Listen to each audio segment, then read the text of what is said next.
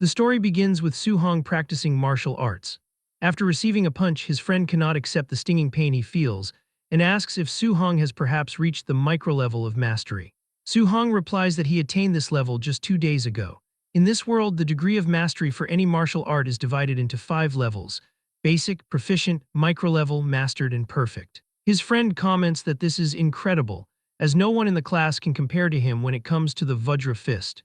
Su Hong asks his friend if he has rested enough since they need to continue training, but his friend calls him a cultivation maniac who does not know how to stay still. His friend says goodbye to everyone and leaves. At the same time, teacher Lee finds Su Hong. The teacher asks why he has not yet paid the 30,000 registration fee for the martial arts department, as registration closes next Monday. He asks teacher Lee if he can have a few more days, but the man replies that although he knows the family is struggling, he cannot change the rules.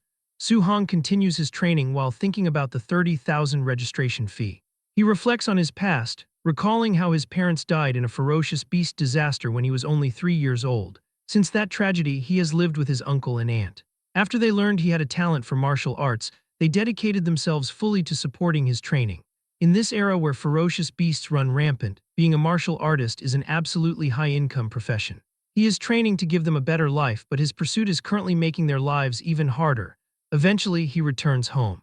Before entering, he overhears his aunt and uncle discussing the rent, as they want to delay the rent payment so they can prioritize paying Su Hong's registration fee.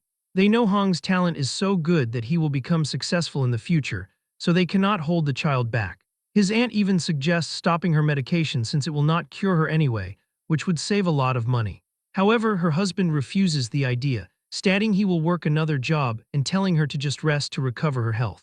Su Hong feels terrible hearing this conversation. He slaps his own face to compose himself before opening the door and announcing his arrival. His aunt asks why he practiced until so late and tells him to rest while she prepares food. He goes to his room and realizes his family has sacrificed enough for him. He decides he must solve his own problems, noting that a martial artist can earn tens of thousands in just a few days. He considers that there is only one specific place to go. The next day, he arrives at the underground martial arena. The announcer welcomes the audience and introduces the one defending the ring as Mr. Minotaur. She declares that if he wins 4 matches in a row, he can take home 60,000 in prize money. The crowd wonders who this person is, assuming he must be a rookie. The hostess asks him to show some passion to heat up the atmosphere, but he does not understand how to do that. She tells him to provoke and curse the audience, thinking that rookies are troublesome. Su Hong immediately roars that below the level of a martial artist, he is invincible, and he calls the weaklings in that place to come and fight him. The audience finds him arrogant and predicts he will die without even realizing it. Because of that, everyone begins asking for someone to kill the Minotaur, shouting, "Screw the Minotaur." He realizes the killing intent in the underground arena is heavy, but he knows this is the only way to quickly gather his tuition fees. A fighter enters the arena and vows to play with him. Su Hong observes that while the opponent's momentum is strong, his lower body seems unstable and easy to win against. As the man charges, he also gets ready and strikes him directly under the chin, throwing him out of the arena. He calls for the next opponent as the announcer celebrates his first win. The crowd cheers and another fighter steps up, warning Su Hong that he will not have the same luck. Su Hong judges the opponent's physique and decides he can use this man to test the power of his Vajra fist. The two fighters charge and collide their fists, but he notices an opening. Because the man used too much force with his upper body, he left his waist exposed. Su Hong delivers a kick that sends the fighter flying out of the arena. He demands the next challenger immediately. Meanwhile, a man watching from a balcony notes that the boy is not even a quasi-martial artist, yet his strength exceeds that of the average martial apprentice. On stage, Su Hong wins one more time. The organizer thinks someone like him is perfect for match fixing. His subordinate offers to take care of him, and the man warns him not to reveal that he has already been promoted to martial artist. In the ring, Su Hong reflects that dealing with these ordinary apprentices is not difficult with his micro-level Vajra fist. If he wins one more match, he will get the 60,000 prize money. Suddenly, the crowd shouts that White Fox is coming into the ring. People wonder if he is not a quasi-martial artist and if his participation constitutes cheating. Su Hong becomes concerned because this match looks difficult, though he knows he cannot lose. White Fox smiles and tells him not to be afraid because he knows how to pull his punches. The final match begins and both fighters launch forward. Su Hong realizes his cultivation realm is lower, so he decides he must go all out with his very first move. They collide their fists and he immediately realizes his opponent is not a quasi-martial artist. He becomes worried because the man is a true martial artist who deliberately suppressed his vitality. White Fox inhales and unleashes his Thunder Rush Fist. The terrifying power manages to seriously injure Su Hong, causing him to groan in pain. The audience recognizes the 3-echo Thunder Rush Fist and concludes that the Minotaur is done for. White Fox continues to attack frantically, while Su Hong focuses entirely on defending. He knows that if this continues, he will lose, so he desperately searches for a chance to counterattack. However, a blow breaks through his guard and strikes his face, throwing him to the other side of the arena. He feels his consciousness fading as White Fox places a foot on his head, telling him that he will not earn a single cent from this match, but mentions that his teacher is inviting him to join them. White Fox promises a great future if he agrees to fix matches, warning him to think carefully because he cannot afford the price of refusal. Su Hong asks if they really call themselves martial artists while doing things like this. White Fox takes this as a refusal and decides he has no choice but to cripple him so he can never become a martial artist. But before the kick lands, Su Hong feels an incredible pressure and manages to dodge the attack. He stands up as a red aura surrounds him, declaring that he will become a martial artist and cannot fall here. White Fox is shocked that he can still stand after taking a Thunder Rush Fist. Su Hong cannot let the sacrifices of his uncle and aunt go to waste. He refuses to accept a future where he gives up his faith. A system interface appears, asking what he is willing to sacrifice for his family and his faith. He replies that he will give everything, and an incredible power begins to surge from his body. Suddenly, Su Hong feels as if he has been transported to another realm. He opens his eyes and wonders what kind of place this is, as a massive, radiant figure stands before him. This giant being declares that he will grant him a chance. A golden aura flows toward him, materializing into a system interface that displays his name and various attributes. He wonders if this screen behaves like a touchscreen, so he decides to click on the Missions tab. The mission is titled Way of the Arena, described as a path to becoming a powerhouse. The objective requires him to polish his martial arts by raising his Vajra Fist to the Mastered level and increasing his Floating Light Palm and Void Step to the Micro level. Su Hong notes that this is a beginner's guide mission. Suddenly, a punch flies toward him and he dodges in surprise. He realizes he is facing a clone of himself that is using the Vajra Fist with a refinement that matches textbook standards. Not wanting to miss a chance to learn, he moves to counterattack. However, the clone intercepts his arm and demonstrates the correct form for the technique. Su Hong takes the impact of a blow and stumbles back. He checks his system and notices that his progress with the Vajra Fist has reached 10%. Since it was only 7% before, he cannot believe it is improving this fast. He realizes this is an ideal opportunity to quickly upgrade his martial skills, so he charges back into battle. The two begin exchanging blows frantically, and Su Hong's techniques level up as the fight continues. Eventually, he reaches 100% proficiency, bringing Floating Light Palm and Void Step to the micro level, while his Vajra Fist reaches Mastered status. As he defeats his clone, it disappears. A system notification congratulates him for completing the mission and issues the rewards, asking if he agrees to return to reality. He agrees, and back in the arena, his body overflows with an incredible aura. White Fox moves to attack, annoyed that his target is acting mysterious. He uses his Thunder Rush Fist, but Su Hong finds his movements far too slow. He throws a punch that shatters White Fox's mask and knocks him unconscious.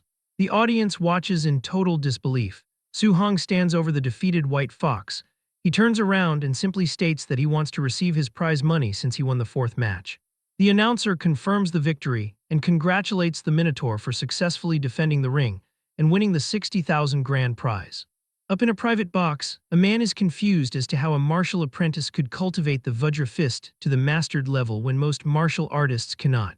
He orders his guards to follow our boy and uncover his true identity. Su Hong leaves the arena and quickly realizes he is being followed. He mocks their attempt to track him and uses his speed to vanish. The two guards are baffled by his disappearance, though they are determined to find him. Su Hong now knows that someone is trying to track him, so he waits for some time and makes his way home an hour later. His uncle and aunt are frightened by the large stack of money, asking if he robbed a bank. He tells them he is working as a sparring partner at a dojo where the master decided to sponsor his studies. He asks his uncle and aunt to trust him, and they are amazed, believing their nephew would never lie and has a promising future. Later that night, he sits on the rooftop, reflecting that his registration fee and rent are now covered. He is relieved that his aunt's medical expenses are no longer an immediate worry. He credits the system for turning his danger into safety but notes that his other attributes have not changed yet. He investigates his martial value, which sits at 67.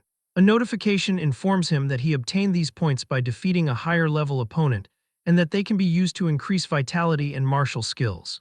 He tries to use it and begins placing points into his vitality until it reaches 90. Suddenly, he feels his body overflowing with an incredible aura and realizes he has reached the level of a quasi-martial artist with 90 vitality. He decides to dump all remaining points into his vitality stat.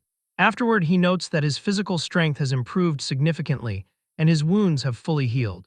Feeling endless strength, he decides to find a place to test his current power. He heads to the Star City #1 High School outdoor drill ground to use a Tier 1 combat power tester.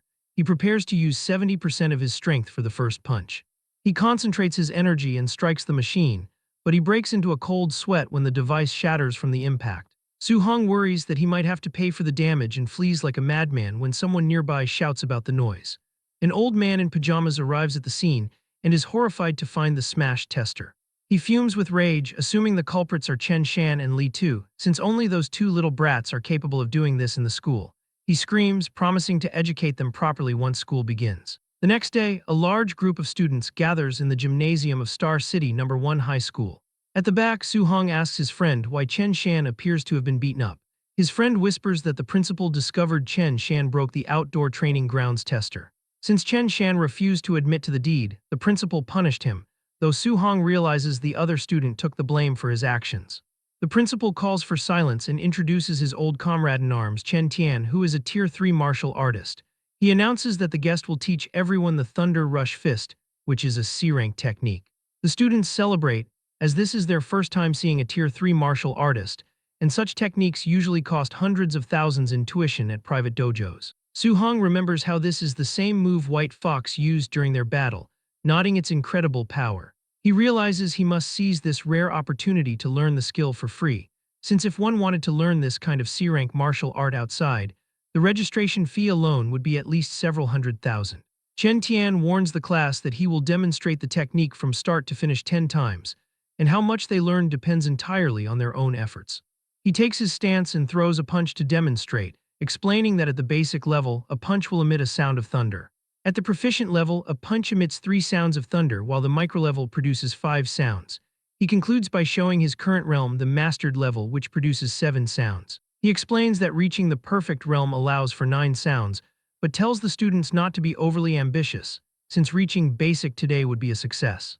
The students begin their practice, and several hours later, they are completely exhausted with almost no progress.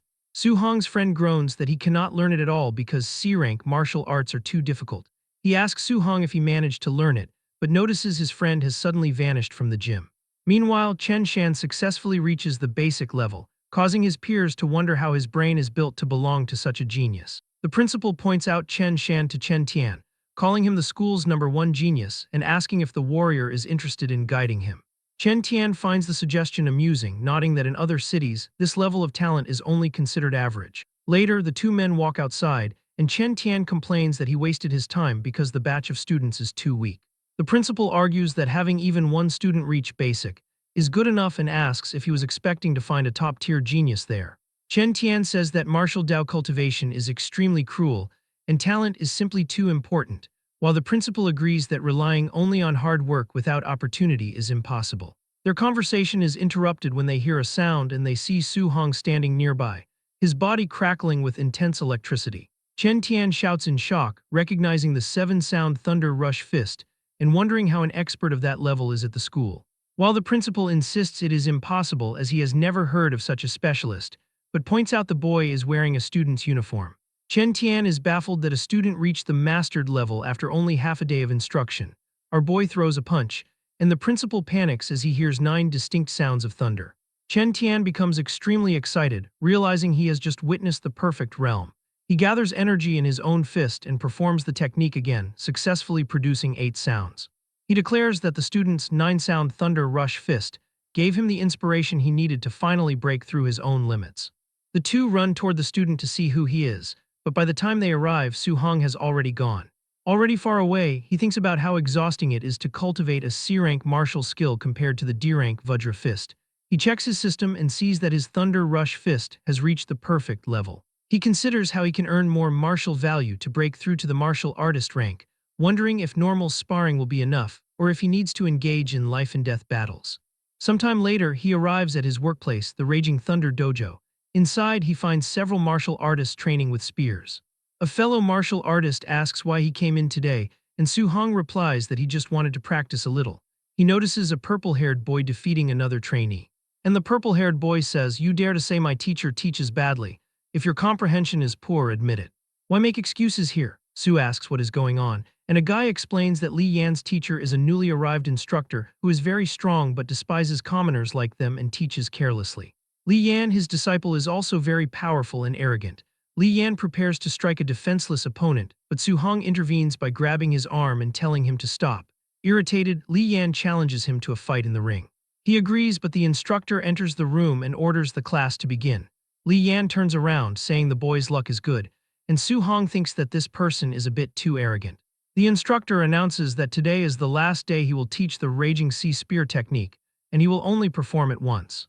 He takes a stance and thinks to himself that demonstrating it once is enough, since he believes the students are trash who cannot learn it anyway. Su-hong watches with focus, realizing that the core of the technique involves a momentum like endless giant waves. After the brief demonstration, the instructor leaves the students to practice on their own. The students are furious at the lack of instruction, but Su-hong focuses and begins performing the movements perfectly. As he moves his spear, a water-like aura flows with it. As he continues, the others are amazed, calling him a prodigy. They wonder if they are really too stupid to learn it. Because of this noise, Li Yan returns, asking why they are making noise and who learned it. He is surprised to see Su-hong has actually learned the spear technique. Li Yan thinks that he needs to find the boy's depth, as it would be interesting if he is really a genius. He offers to give him some pointers. Su agrees, so Li Yan holds his spear and every other guy moves back. One warns Su-hong not to be impulsive since Li Yan is very strong despite his bad character, and Su tells him not to worry. He prepares himself, saying, "Please enlighten me." Li Yan attacks using the micro-level of the Raging Sea Spear technique. Su takes a deep breath and counters, activating the Raging Sea Spear technique at the proficient level. Li Yan is stunned, unable to understand how a beginner could have reached that level of mastery so quickly. As Su-hong attacks and the two strikes collide in a powerful clash, Li Yan cannot understand how someone who is not even a martial artist can reach the proficient level in this technique so quickly. Our boy sees an opening and manages to knock the spear out of his opponent's hands with a swift movement. A system notification appears, informing him that he gained 35 martial value points for defeating a higher-level opponent, as he finally understands that ordinary sparring also yields points and considers finding more people to spar with in the future. Li Yan falls to his knees, thinking it is absolutely impossible for someone to cultivate the Raging Sea Spear technique to the proficient realm so rapidly. He questions all his years of training, wondering what his hard work counts for if he can be surpassed so easily. Still furious, he leaps up to attack because he feels humiliated and useless. Before he can strike Su-hong, his master shouts for him to stop. The teacher approaches and delivers a sharp slap to Li Yan's face, telling his disciple that if he does not dare to face failure, then he is not even a martial artist. The instructor reflects on how Su-hong learned the Raging Sea Spear technique to the proficient realm after watching only one demonstration, considering that even the geniuses in the Magic City or Imperial Capital are not exaggerated to this extent. Since he knows that Li Yan has talent but is far too arrogant, he believes that being struck by this kind of genius is a good thing for the boy. The teacher bows slightly toward Su-hong and asks for forgiveness, blaming his own lack of strict discipline. Su-hong thinks to himself that the man changes his face very quickly. He leaves the dojo shortly after, feeling very exhausted, but he is satisfied with the harvest of martial value and the new skills he learned. He remembers that the school exam is only a few days away, and that wealthy students have already prepared high-end alloy weapons, so he decides he also needs to prepare a weapon for the exam as quickly as possible. Since the long spear felt comfortable during use, he decides he might as well use a spear from now on and looks for an alloy long spear. However, he worries because the little money he has is not even enough to treat his aunt's illness, let alone buy an alloy weapon priced at 69,800 coins. He wonders if there are any other ways to make money, and as he is walking, he sees a news report on a television inside a shop, stating that ferocious beasts are increasing day by day, and the city lord is summoning martial artists to hunt them in exchange for generous rewards. He realizes this is a great opportunity to go out of the city and hunt the monsters. Meanwhile, at his house, the aunt tells her husband there is no logic in him working so desperately since Su-hong gave them a large sum of money. The uncle is aware of this, but does not think it is right to place the entire burden of supporting the family on the boy, so he insists on saving up more family fortune for the children while he can still work. Su-hong arrives at the house and asks his aunt to let him handle the chores. He He tells his uncle not to go out to work anymore since he can earn enough money, wanting his uncle to stay home and take care of the ant. The uncle replies that it sounds nice, but he cannot stay idle. The uncle smiles and gives a thumbs up, telling him not to worry because he is only earning a little money for daily expenses and is not pushing himself. The ant adds that Sue will need to spend a lot of money on martial arts practice in the future, so they want to save wherever possible. Soo-hong reflects that his uncle and aunt are used to living in poverty and will not feel at ease retiring until he earns enough money to last a lifetime. He decides he absolutely cannot let the opportunity to hunt ferocious beasts slip by. Later that night on the rooftop, since he knows the wilderness is dangerous, he uses the system to add all his gained martial value to his vitality for safety. His vitality reaches 95.2, making him only one step away from becoming a martial artist. 2 days later at the school gym, he is exhausted after pushing himself very hard. He has finally managed to bring all his martial skills, including the Thunder Rush Fist, Raging Sea Spear Technique, Vajra Fist, Floating Light Palm, and Void Step to the perfect realm. He feels ready to leave the city and arrives at the martial artist base in Star City, thinking how far away this place is. While walking, he notes that although he has seen it many times on TV, this is his first time coming to the martial artist base. Martial artists, who are normally rare to see, are actually filling the streets. He reads the reward list, noting that non-ranked beasts give 300 blue star coins, Tier 1 initial stage beasts give 1,000, Tier 1 middle stage beasts give 3,000, while Tier 1 high stage beasts give 5,000, and so on. After that, he learns that he must cut off the left ear of a ferocious beast as proof, otherwise the payment will not be settled, and he thinks that this method is quite primitive. He sees a man at the counter with a bag and assumes it must be full of ears. Suddenly, a group arrives and orders everyone to move, announcing that young Master Yi has arrived. Soo-hong becomes intrigued because the man's attire and aura look a bit like White Fox from the underground arena. He overhears people whispering that young Master Yi was beaten up by someone a few days ago and had been hiding ever since. He looks toward the group, and young Master Yi gazes back at him with a smirk. Soo-hong realizes that the danger comes not only from ferocious beasts but also from humans, so he must be careful. He reaches the gate and the guard asks if he is really going into the wilderness alone. Soo gives a brief affirmation and the guard lets him inside. As he walks in, the guard looks at him and sighs, thinking he is just another ignorant and fearless brat. Soo-hong crosses the gate and enters the forest, determined to return fully loaded. 2 hours later, he becomes worried because he has not seen a single beast yet, wondering if they have all been killed off and deciding to look deeper into the forest. As he begins to run, he sees something and stops. A giant wolf appears before him. He recognizes it as a Tier 1 initial stage ferocious beast from his textbooks called a Nether Moon Wolf. The wolf lets out a loud roar and charges toward him. As the wolf is about to attack him, he dodges the attack. He gathers energy in his hand and strikes with the Thunder Rush Fist, which sends the wolf flying violently into a tree and it falls dead on the ground. He comes near it and looks at his hands, which are trembling. He finally feels the sensation of fighting a monster, nodding it is even more exciting than he imagined. He realizes he can now kill a Tier 1 initial stage ferocious beast in a single move, and wonders how he would fare against a Tier 1 middle stage ferocious beast. Just as he considers this, a giant raging black bear appears behind him. He defeats this Tier 1 middle stage ferocious beast with just one punch. He realizes that Tier 1 monsters will no longer be a problem for him, so he simply needs to avoid provoking Tier 2 ferocious beasts to stay out of danger.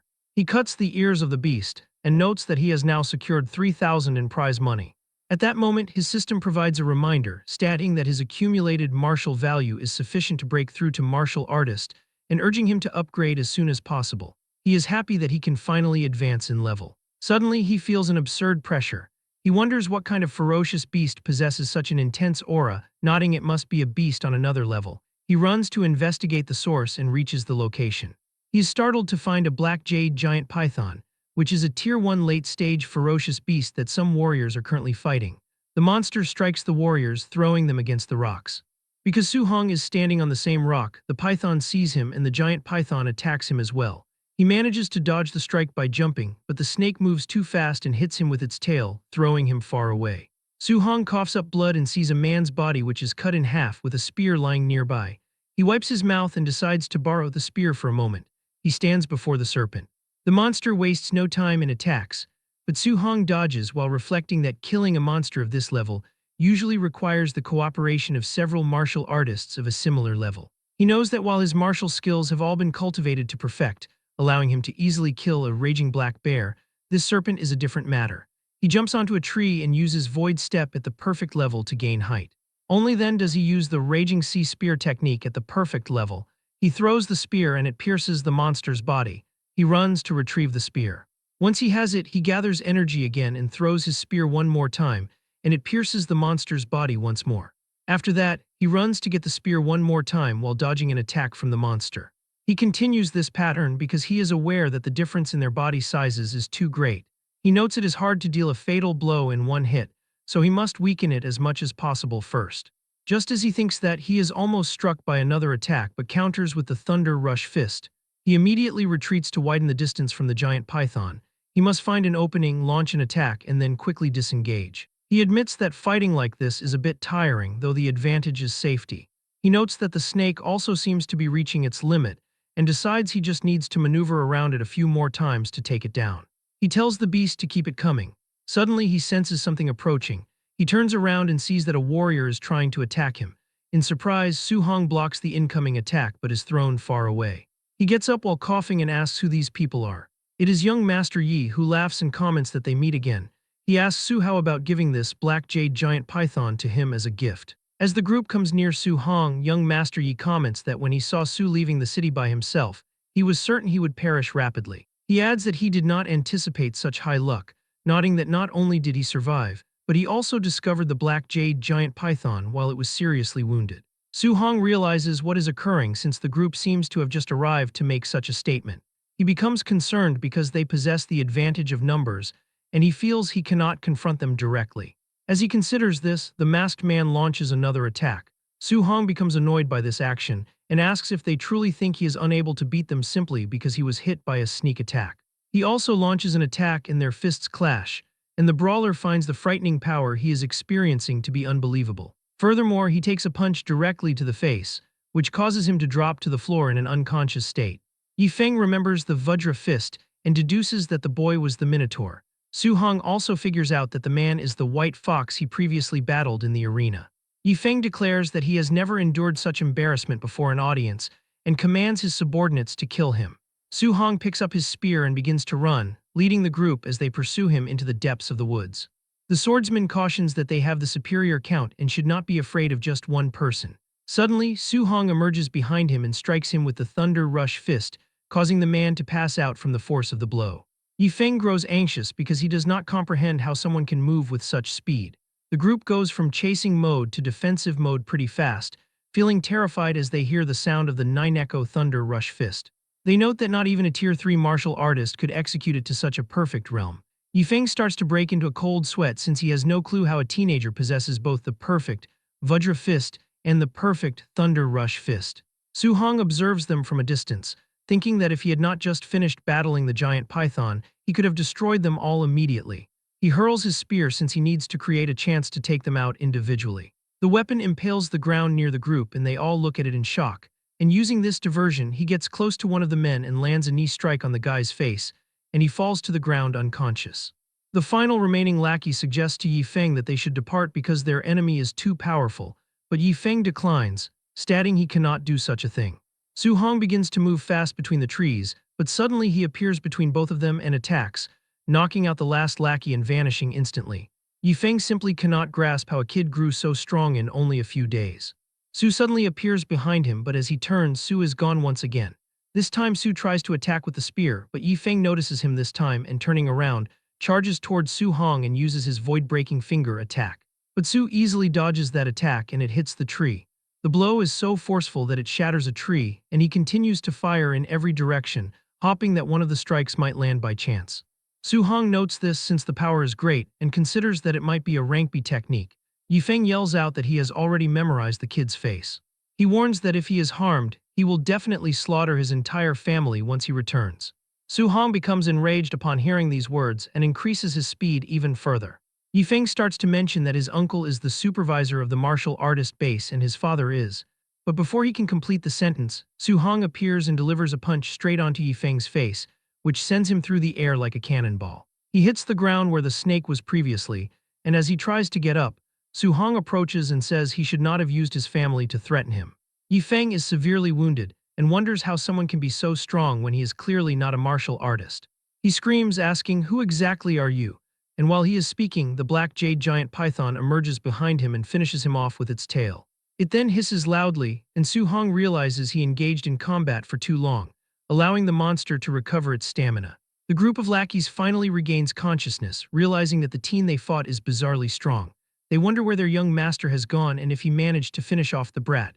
Suddenly, they notice Su-hong running toward them. They prepare for a fight, but he screams at them to move. Behind him, the black jade giant python is charging in their direction. Two warriors fail to move in time, and the serpent devours them instantly. A system notification appears, informing him that because he indirectly killed two martial artists, he has gained 60 martial value points. The same fate befalls the swordsman as the monster kills him, granting Su-hong another 30 points for the indirect death. He is surprised, reflecting that he had no idea it was possible to earn points in such a manner. The snake prepares to strike him next, but he leaps into the air using his void step. He has accumulated enough points to become a martial artist and knows that if he could find a safe place to break through, it would be perfect. Just then, he spots a cave right ahead. He runs into the entrance, and the monster crashes into the rocks, unable to follow because the opening is far too small. Once inside, he sees that the snake is persistently trying to force its way in. He quickly opens his system and begins spending his martial value points as fast as he can. As his vitality increases, his entire body feels incredibly hot, as if lava is flowing through his veins. His vitality reaches 100, and a notification announces his breakthrough to Tier 1 martial artist. Su-hong feels an intense power overflowing from his body now that he has become a real martial artist. He looks toward the snake, declaring that it is now his turn to attack. He moves to attack and lands a hit on the stuck monster, sending it flying, but he is not done yet. Su-hong jumps and tries to use his Vajra fist, but the monster was smart and used its tail to attack from behind. Su blocks it, but the power of that attack is strong and still manages to injure him a little. Su-hong firmly grips his spear and hurls it against the monster's body. He then prepares his Thunder Rush fist and punches the serpent's head, smashing it violently against the ground. As the dust dissipates, he stands over the corpse, noting that he gained 92 martial value points for the kill. He reflects that hunting ferocious beasts requires cutting off the left ear for payment, but he wonders what to do since snakes do not have ears. Seeing no better option, he decides to leave. On his way back, he finds the lifeless body of Yifeng. He thinks that the way the young man ended up was actually easy compared to the threat he made against his family. He decides to search the body to see if he can find something useful and discovers a manual for the B-rank martial skill, Void Breaking Finger. At night, he returns to the cave and blocks the entrance with stones. He concentrates on the manual, having already memorized the entire introductory method. He enters his mental space through the system to master it quickly. A clone emerges and immediately attacks using the technique. Su-hong dodges and begins practicing the ability to improve his progress, which quickly reaches 93%. However, as he practices, the clone's attack goes straight through his head and he leaves the system space. He realizes that even in the basic realm, the technique brings enormous pressure. He decides he needs to find a monster to test its power. 3 days later, while hunting ferocious beasts, he uses the void-breaking finger and kills a beast easily. He finally reaches the perfect realm and thinks that this power is truly worthy of a B-rank martial skill. After that, Su-hong returns to the martial artist base. The people around are in shock, unable to believe the size of his harvest, which totals 406,000 blue star coins. He worries that he may have killed too many beasts and drawn too much conspicuous attention to himself. Suddenly, an explosion rocks the base. Su-hong and the others wonder if the base is under attack, as it seems impossible for such a place to be targeted. The person in charge of the base, Yi-chi, arrives. He is Yifeng's uncle and is radiating an aura. He orders his men to blockade the base and not let a single person escape.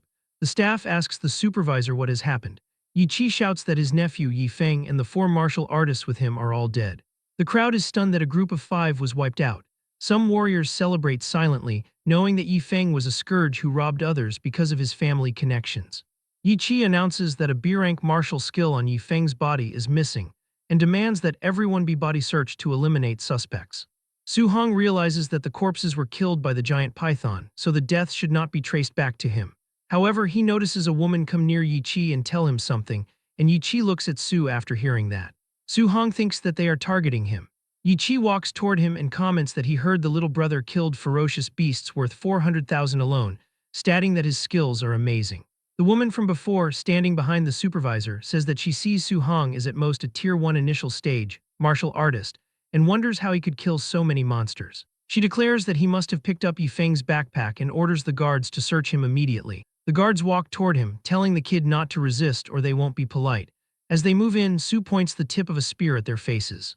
The men are stunned, realizing they could not see the boy's spear speed clearly at all. Su-hong asks what they are doing and announces that he is a student of Star City No. 1 High School, questioning if they are really going to search him. Yi-chi reflects that the principal of No. 1 High has always been protective of his students and is not someone to mess with, but the kid is highly suspicious. He considers that if the boy really could hunt and kill so many ferocious beasts on his own, he is definitely a genius. If they make a mistake and offend him, the loss would outweigh the gain. He tells Su-hong that his nephew was attacked and their family martial arts technique was stolen, stating that he must find the culprit and hopes the boy will cooperate. Su-hong replies that he hopes Yi-chi does not falsely accuse a good person. The supervisor offers 10,000 coins as compensation for the search. Su-hong demands 30,000 instead. He thinks that Yi Feng was killed by the giant python, and as long as they don't find the martial arts technique, they can't trace the death back to him. Yi-chi agrees to the deal. As Yi-chi's people search Su-hong, he tells them to search carefully, wanting to be sure they are not falsely accusing him, but they find nothing. Yi-chi orders his men to give the boy 30,000 and let him go. Su-hong walks away, thinking it is a good thing he cleaned up the void-breaking finger manual, otherwise today would have been trouble. Yi-chi orders his men to continue searching until everyone is cleared, stating no one is allowed to leave. Su decides to first go take a shower and change his clothes before going to the Martial Artist Association for his assessment and registration, as he needs to get the guidance technique as soon as possible. Later, he sits in a hotel room, nodding he has 534 martial value. He reflects that for the past few days he was focused on cultivating the void-breaking finger and hunting ferocious beasts, so he didn't even get around to using the points. His status window shows his vitality at 103, spirit at 23, and physique mortal body at 6%.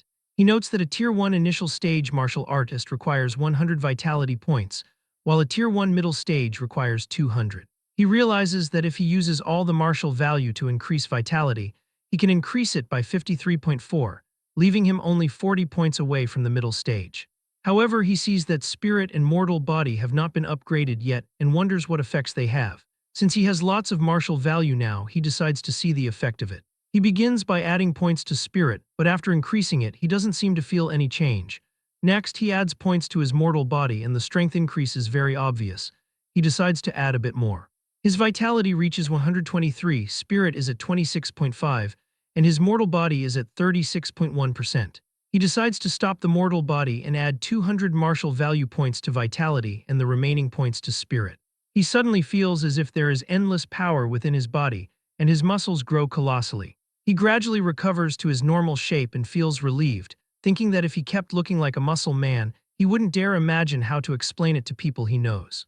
1 hour later, he arrives at the Star City Martial Artist Association and tells the receptionist he is there to participate in the martial artist assessment. She tells him a staff member will take him immediately. The lady notes that he is very young and asks if it is his first time coming for an assessment. She explains that for a Tier 1 martial artist, if the vitality value reaches 100 and the combat power score exceeds 1000, it counts as a pass. Other candidates whisper about him, wondering if the kid came alone without a master. They assume that coming to participate at this age means he probably just wants to try it out. Su-hong watches as an assessor announces that Fan Jia has 102 vitality points but a combat power of 992, meaning the assessment failed. Next, Li Ming comes out of the machine showing 105 vitality points and passing the first stage. Li Ming moves to the combat power test where he strikes the machine. His score is 1763 and he passes. People comment that his power is almost catching up to a Tier 1 middle stage martial artist. They note he is a disciple of Jiang Ming from the Raging Thunder Dojo and is even using the Thunder Rush Fist. Su-hong realizes Jiang Ming is the instructor he met previously and wonders how many disciples the man actually has since Li Yan is also his student. Li Ming tells Su-hong it is his turn. As Su enters the machine, Li Ming thinks that he came for the assessment at this age because he is a genius and asks if the boy can compare with him. After some time, people begin to shout, "Wait, is this vitality detector broken? How is his vitality so high?" The assessor announces that Su-hong's vitality is 123 points and he has passed. Li Ming is shocked by this.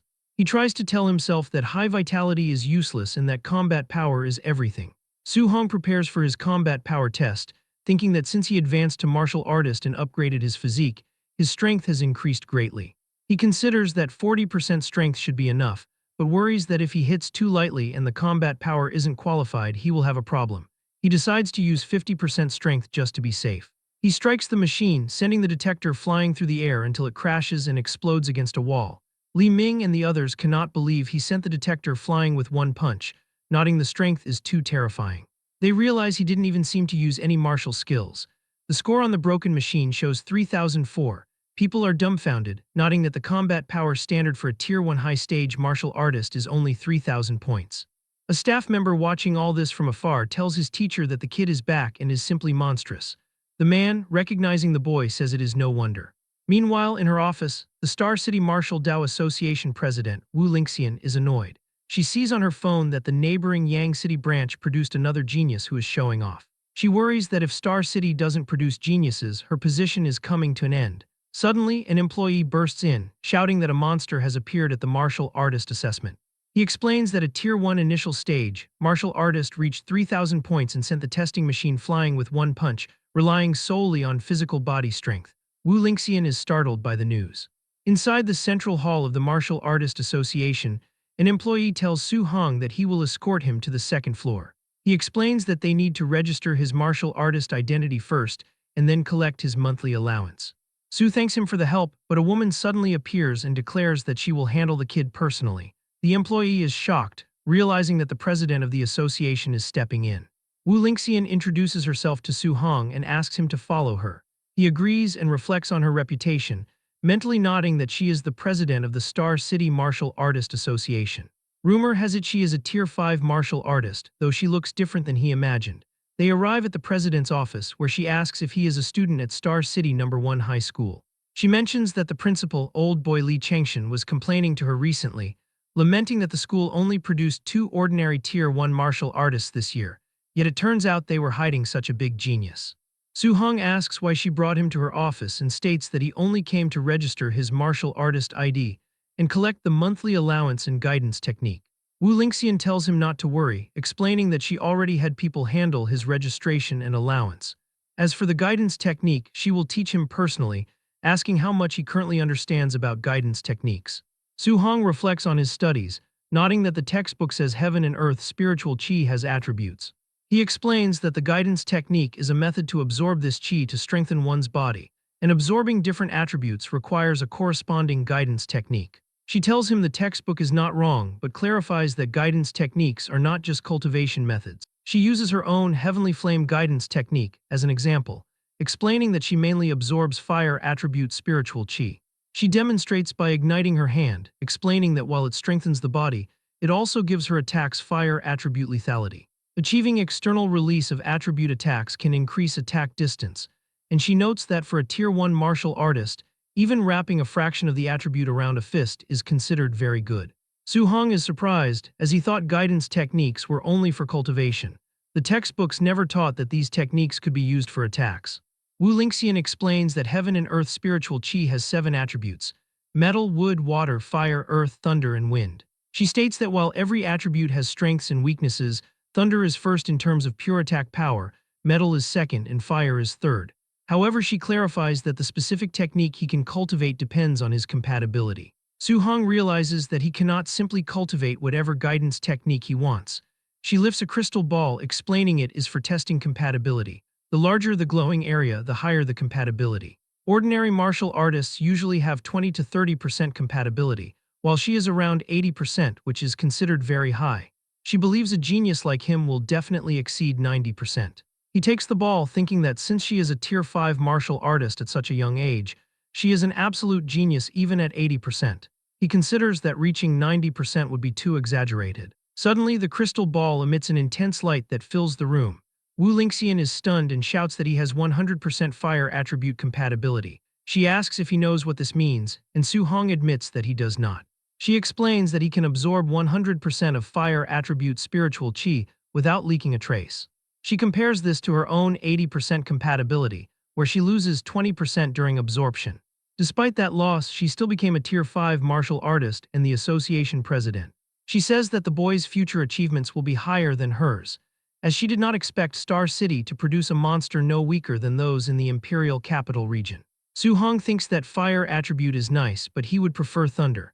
As he wishes for it, the ball begins to crackle with electricity.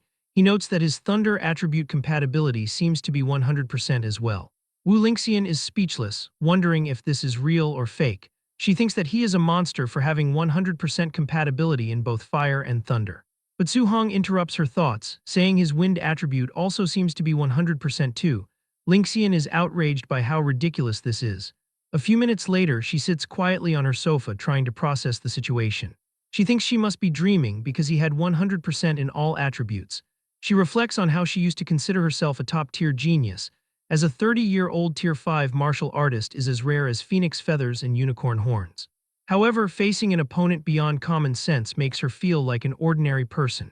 She realizes that to defeat an existence beyond common sense, only those equally beyond common sense are necessary. She looks at Su Hong and considers that ordinary people cannot understand such existences.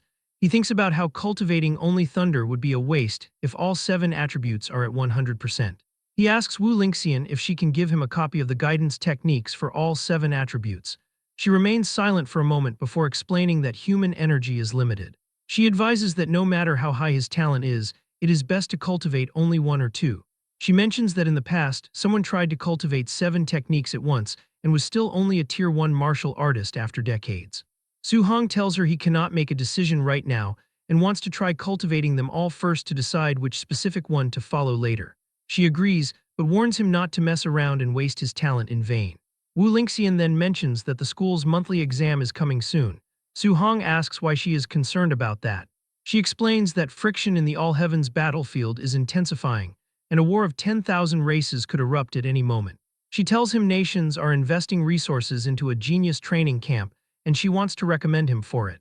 She promises that if he takes first place in the school monthly exam, she can give him a recommendation spot. Su reflects on the war of 10,000 races, recalling that he lost all his relatives except his uncle and aunt during that war over a decade ago. He promises to work hard. He will never let that tragedy happen again and vows to become strong to protect everyone around him. Later, Su Hong returns home and announces to his uncle and aunt that he has officially become a martial artist. They see his card and are emotional and proud of his success. He explains that a Tier 1 martial artist gets a 10,000 allowance per month, so his uncle does not have to work so desperately anymore. His uncle is overjoyed and declares that little Hong is now the pillar of the family, promising to listen to whatever he says. Su looks at them and thinks that they do not have to worry, as he will hold up the family from now on. Late that night, he cultivates as aura swirls around him. After some time, he opens his eyes and tests a punch that crackles with fire, but the flame quickly smokes out. He wonders if this is only the basic level since it seems to have no power at all. He checks his system and sees a new guidance technique column. It shows Heavenly Flame Guidance Technique at LV1 with 5% progress. He notes that Wu Lingxian did not mention that guidance techniques had levels, thinking she definitely would have told him if they did. Could it be that only he can level up this guidance technique? Su Hong attempts to figure out how to increase the level of his guidance techniques and wonders if he can use his martial value for this purpose. However, the system issues a warning about having insufficient martial value, leading him to realize he must find another way to earn points later. He decides it is better to prioritize cultivating the rest of the guidance techniques first. Several hours later, he has successfully unlocked the first level of the Thunder Guidance Technique, Water Marsh Guidance Technique, Thick Earth Guidance Technique, and Spirit Wind Guidance Technique. He notices that all 7 different attributes of spiritual qi are repelling each other within his body. He reflects on President Wu's words about the genius who tried this before and remained a Tier 1 martial artist for decades. Su Hong understands that although all 7 types of spiritual qi exist in his body, he can only use one attribute at a time. If he forcibly uses a second attribute, the two will clash violently and eventually dissipate. However, he considers that since the natures of thunder and fire are relatively close, they might be able to fuse together. Despite the power becoming unstable, he continues his attempts throughout the night. By dawn the next day, he pushes himself just a little bit more and finally succeeds in achieving a fusion. He feels relieved as it took the entire night to accomplish this, and he decides his next step is to go out and test this power. He heads to the Star City Citizen Martial Arts Square to test his new ability. He specifically chooses a Tier 3 combat power tester to ensure he does not break it this time. He decides to use only 30% of his strength, recalling that 50% strength previously produced a score of 3,000. He is surprised to see the meter exceed 2,300, noting that it should have been around 1,800, meaning his single power of thunder has increased his output by 500 points. He wonders what the fused power of thunder and fire will look like and delivers another blow to the machine. The score reaches 3041, which leaves him stunned. He is very happy that by relying purely on his physical body and the fused Thunderfire energy, 30% of his strength already surpasses a Tier 1 high-stage martial artist. Considering his vitality is only 123 points, he finds this power to be terrifying. He begins to imagine what the power would look like if he could fuse all 7 attributes. Driven by this thought, he decides to return home to attempt a 3-attribute fusion. After several attempts, Su-hong falls to the floor in exhaustion. He notes that the difficulty of fusing 3 attributes is significantly higher, as he arranged and combined the 7 attributes many times without making any progress.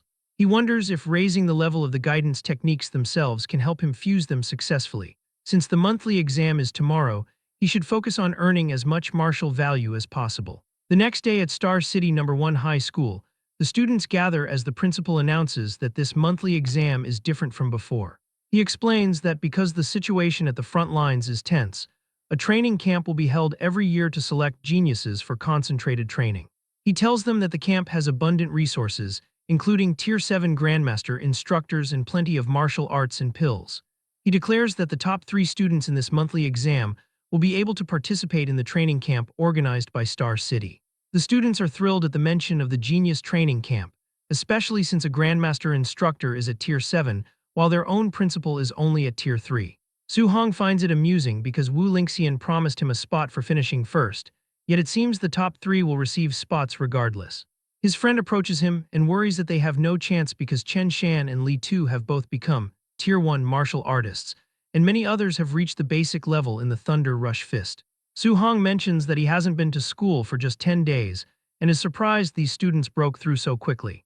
The boy explains that the principal brought in Chen Tian to give private lessons to talented students, helping their vitality break 100 a few days ago. He adds that Chen Shan and Li Tu can already produce 3 echoes with their Thunder Rush Fist.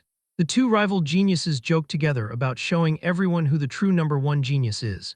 Chen Tian asks the principal if he has found the genius with the 9-echo Thunder Rush Fist yet. The principal replies that he has searched everywhere and doubts the person is a student of their school. Suddenly, Jiang Ming arrives with 2 disciples and asks old Li why he looks so troubled. He comments that the quality of students this year is not great and suggests that after the exam ends, the first-place student should come over for a spar with his disciples. The principal is irritated, realizing Jiang Ming is here to embarrass him, but he knows that refusing would be admitting there isn't a single presentable talent in the school. Jiang Ming mockingly says he can understand if the principal wants to refuse due to the poor quality of his students. Chen Tian interrupts and asks if the man is looking for trouble on purpose. At that moment, Li Yan points toward the crowd and alerts his teacher to the presence of Su-hong. Jiang Ming is shocked to see the little monster is actually from No. 1 High School. He breaks into a sweat, realizing that if Li Yan and Li Ming meet Su-hong, they definitely cannot win. Fearing he will be the one losing face, Jiang Ming suddenly claims he was joking and says his 2 trash disciples could never compare to the principal's students. The 2 disciples quickly agree and announce their concession. But the principal and Chen Tian are left furious, feeling they are being mocked with sarcasm. Later in the arena, the match between No. 665 Chen Peng and No. 666 Su-hong is announced. Teacher Li advises him not to force it since getting injured isn't worth it. Chen Peng tells Su-hong to go down himself or prepare to be beaten down. However, Su-hong moves with incredible speed and slams Chen Peng's head into the ground, instantly winning the match. Teacher Li and his friend are completely dumbfounded, unable to believe he has become fierce enough to insta-defeat a quasi-martial artist in one move. Su continues winning his matches one after another, and his classmate wonders how he is so strong, asking if he could already be a Tier 1 martial artist. The instructor Chen Tian asks where Su-hong popped out from and wonders why the boy was not there when he was giving private tutoring, while the principal Li Changshan reflects that this is all a total dereliction of his duty. He wonders how he did not discover this good seedling before and realizes that by not prioritizing Su-hong's nurturing earlier, he has buried a talent. Meanwhile, Chen Tian feels as if he has seen the kid somewhere before, but he realizes he cannot recall where. The principal notes that the semifinal between Chen Shan and Li Tu should be deciding a winner soon. Their strength is similar, so it is hard to say who will win or lose, as Chen Shan and Li Tu exchange frantic blows. Li Tu notes that they both have the 3 Echoes Thunder Rush Fist, and tells Chen Shan that if he does not use his ultimate move, he should not dream of beating him. Chen blocks the attack and tells Li Tu to watch closely, declaring that he is the true No. 1 of the school. The crowd is surprised to see Chen Shan performing attribute externalization, noting that he has the fire attribute, which possesses immense power inferior only to thunder. Li Tu is not intimidated and asks who cannot perform attribute externalization. The crowd is shocked again as Li Tu reveals he can also perform externalization, manifesting the metal attribute, which has stronger combat power than the fire attribute. Li Tu announces that he also knows a further secret and unleashes the 5 Echoes Thunder Rush Fist. Chen is shocked and finds himself unable to do anything but receive the blow head-on. The principal is astonished that Li Tu hid his strength so deeply, and Tian agrees, nodding that in just 10 days, Li Tu mastered attribute externalization and reached the micro-level with the Thunder Rush Fist, thinking Li Tu's talent is quite good. The principal thinks there is no need to watch the final, believing it is impossible for Su Hong to beat Li Tu's micro-level Thunder Rush Fist in metal attribute. Chen Tian thinks it is a pity, reflecting that if Su also knew a guidance technique, he might have had a fighting chance. Jiang Ming hears this and addresses the principal and Tian, proposing a bet of 50,000 on Su Hong's victory. The principal asks if Jiang Ming is crazy since Su does not know a guidance technique and has nothing to win with, but he accepts the bet thinking Jiang Ming is delivering money to his door. The final match between number 1 Li Tu and number 666 Su Hong finally begins. Li Tu tells Su that he is very lucky for not meeting him or Chen earlier and suggests the boys sneaked into the finals. Su Hong thinks that after hunting so many ferocious beasts, these students feel too weak, nodding that finally someone worth looking at has arrived. Li Tu tells Su that since he made it to the finals, he can claim to be number 2 in the whole school. Su asks who the number 1 is, and Li Tu declares that it is naturally him. He charges forward, intending to use only one move to make Su Hong understand how big the gap between them is. He uses his 5 Echoes Thunder Rush Fist right from the start, causing the students to wonder if he is being serious and believe the fight is over since Su is bound to lose. Our boy prepares himself and charges forward, thinking he just wanted to see where the limits of his physical body lie. The audience wonders if Su is crazy for not dodging and raising his fists to meet the attack head-on, even calling for the referee to save him. However, Su Hong neutralizes the 5 Echoes Thunder Rush Fist instantly with 5 punches, and he only uses his physical strength. Li Tu is stunned, unable to believe what just happened. They continue exchanging blows. Li Tu wonders if Su Hong is a monster because every punch he receives is so heavy. The crowd is surprised that Su is evenly matched with Li Tu's 5 Echoes Thunder Rush Fist, without even employing any martial skills, thinking Su's strength is too terrifying. Chen Tian suggests that the Su boy must possess some kind of special physique, otherwise his strength wouldn't be this exaggerated, while the principal celebrates that his school finally produced a genius with a special physique. Chen Tian notes that although Su's strength is astonishing, Li Tu has already condensed an attribute, meaning Su still has no advantage to speak of. Li Tu was sent back after their clash. He gathers his power and tells Su not to be arrogant, declaring that the winner can only be him. He demands that Su accept defeat and charges at him once more. Su Hong reflects that he originally wanted to see to what extent he could fight Li Tu using only his physical body, but realizes the boy could not hold back so quickly and has completely erupted. He decides he must also show some respect, and advances while manifesting his thunder attribute. Li Tu is shocked to see that Su Hong can also use attribute externalization. The principal and Chen Tian are left speechless, realizing that he has also mastered the thunder guidance technique. Tian thinks a special physique plus the thunder attribute makes Su Hong's talent truly terrifying. As both of their attacks collide, Li Tu realizes that Su Hong's thunder attribute is even stronger than his own metal attribute. Su tells him that since the boy showed his ultimate move, he will show his ultimate move as well. He attacks with the 9 Echoes Thunder Rush Fist, sending his opponent Li flying. Li Tu is left unable to believe how this is possible, and he falls to the ground defeated. The crowd is in shock for a moment before they begin to celebrate, realizing Su Hong's Thunder Rush Fist reached the perfect realm for real. Chen Tian wonders if Su is the genius that disappeared from the school that day, nodding his Thunder Rush Fist, while the principal says the boy is not just a genius, but the dragon of Star City No. 1 High School. Tian wonders about how much of a blow the geniuses from prominent backgrounds will suffer when this monster arrives at the training camp. He reflects that once a golden carp meets the wind and cloud, it transforms into a dragon, believing that to Su Hong, Star City is nothing more than a small puddle. The principal agrees, nodding that the boy is inevitably a dragon rising from the abyss, destined to soar into the sky. He believes this monster will bloom his radiance in the imperial capital and even on the battlefield of 10,000 races. Late in the afternoon, Su Hong returns to his house and announces to his family that he is back. His uncle asks how the monthly exam went today. Su Hong chuckles and declares that he secured first place. His uncle is happy to hear this, nodding that now Su can go to the genius training camp he mentioned before. Suddenly, there is a loud knocking at the door. A woman outside shouts, demanding to know if this is Su Hong's house. He opens the door and asks who she is. The woman identifies herself as Lin Nyan's parent from his school, and explains that while the top 3 in the monthly exam can go to the training camp, since her son ranked 4th, she wants to discuss Su Hong giving up his spot, offering him 30,000 blue star coins to let Lin Nyan go instead. Su and his family look on in disbelief at her absurd request. The woman becomes furious at their reaction, shouting that this training camp was established to nurture geniuses who can enter the all-heavens battlefield in the future, warning that the competition is extremely cruel and people could actually die. She claims that those inside eat high-grade pills until they are sick and practice high-tier martial skills as they please, telling him that with his family conditions, giving up early is for his own good.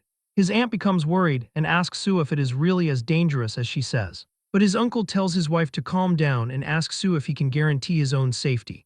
Su Hong looks at him without hesitation and declares that he can. The woman scoffs, asking if they actually believe a child's guarantee.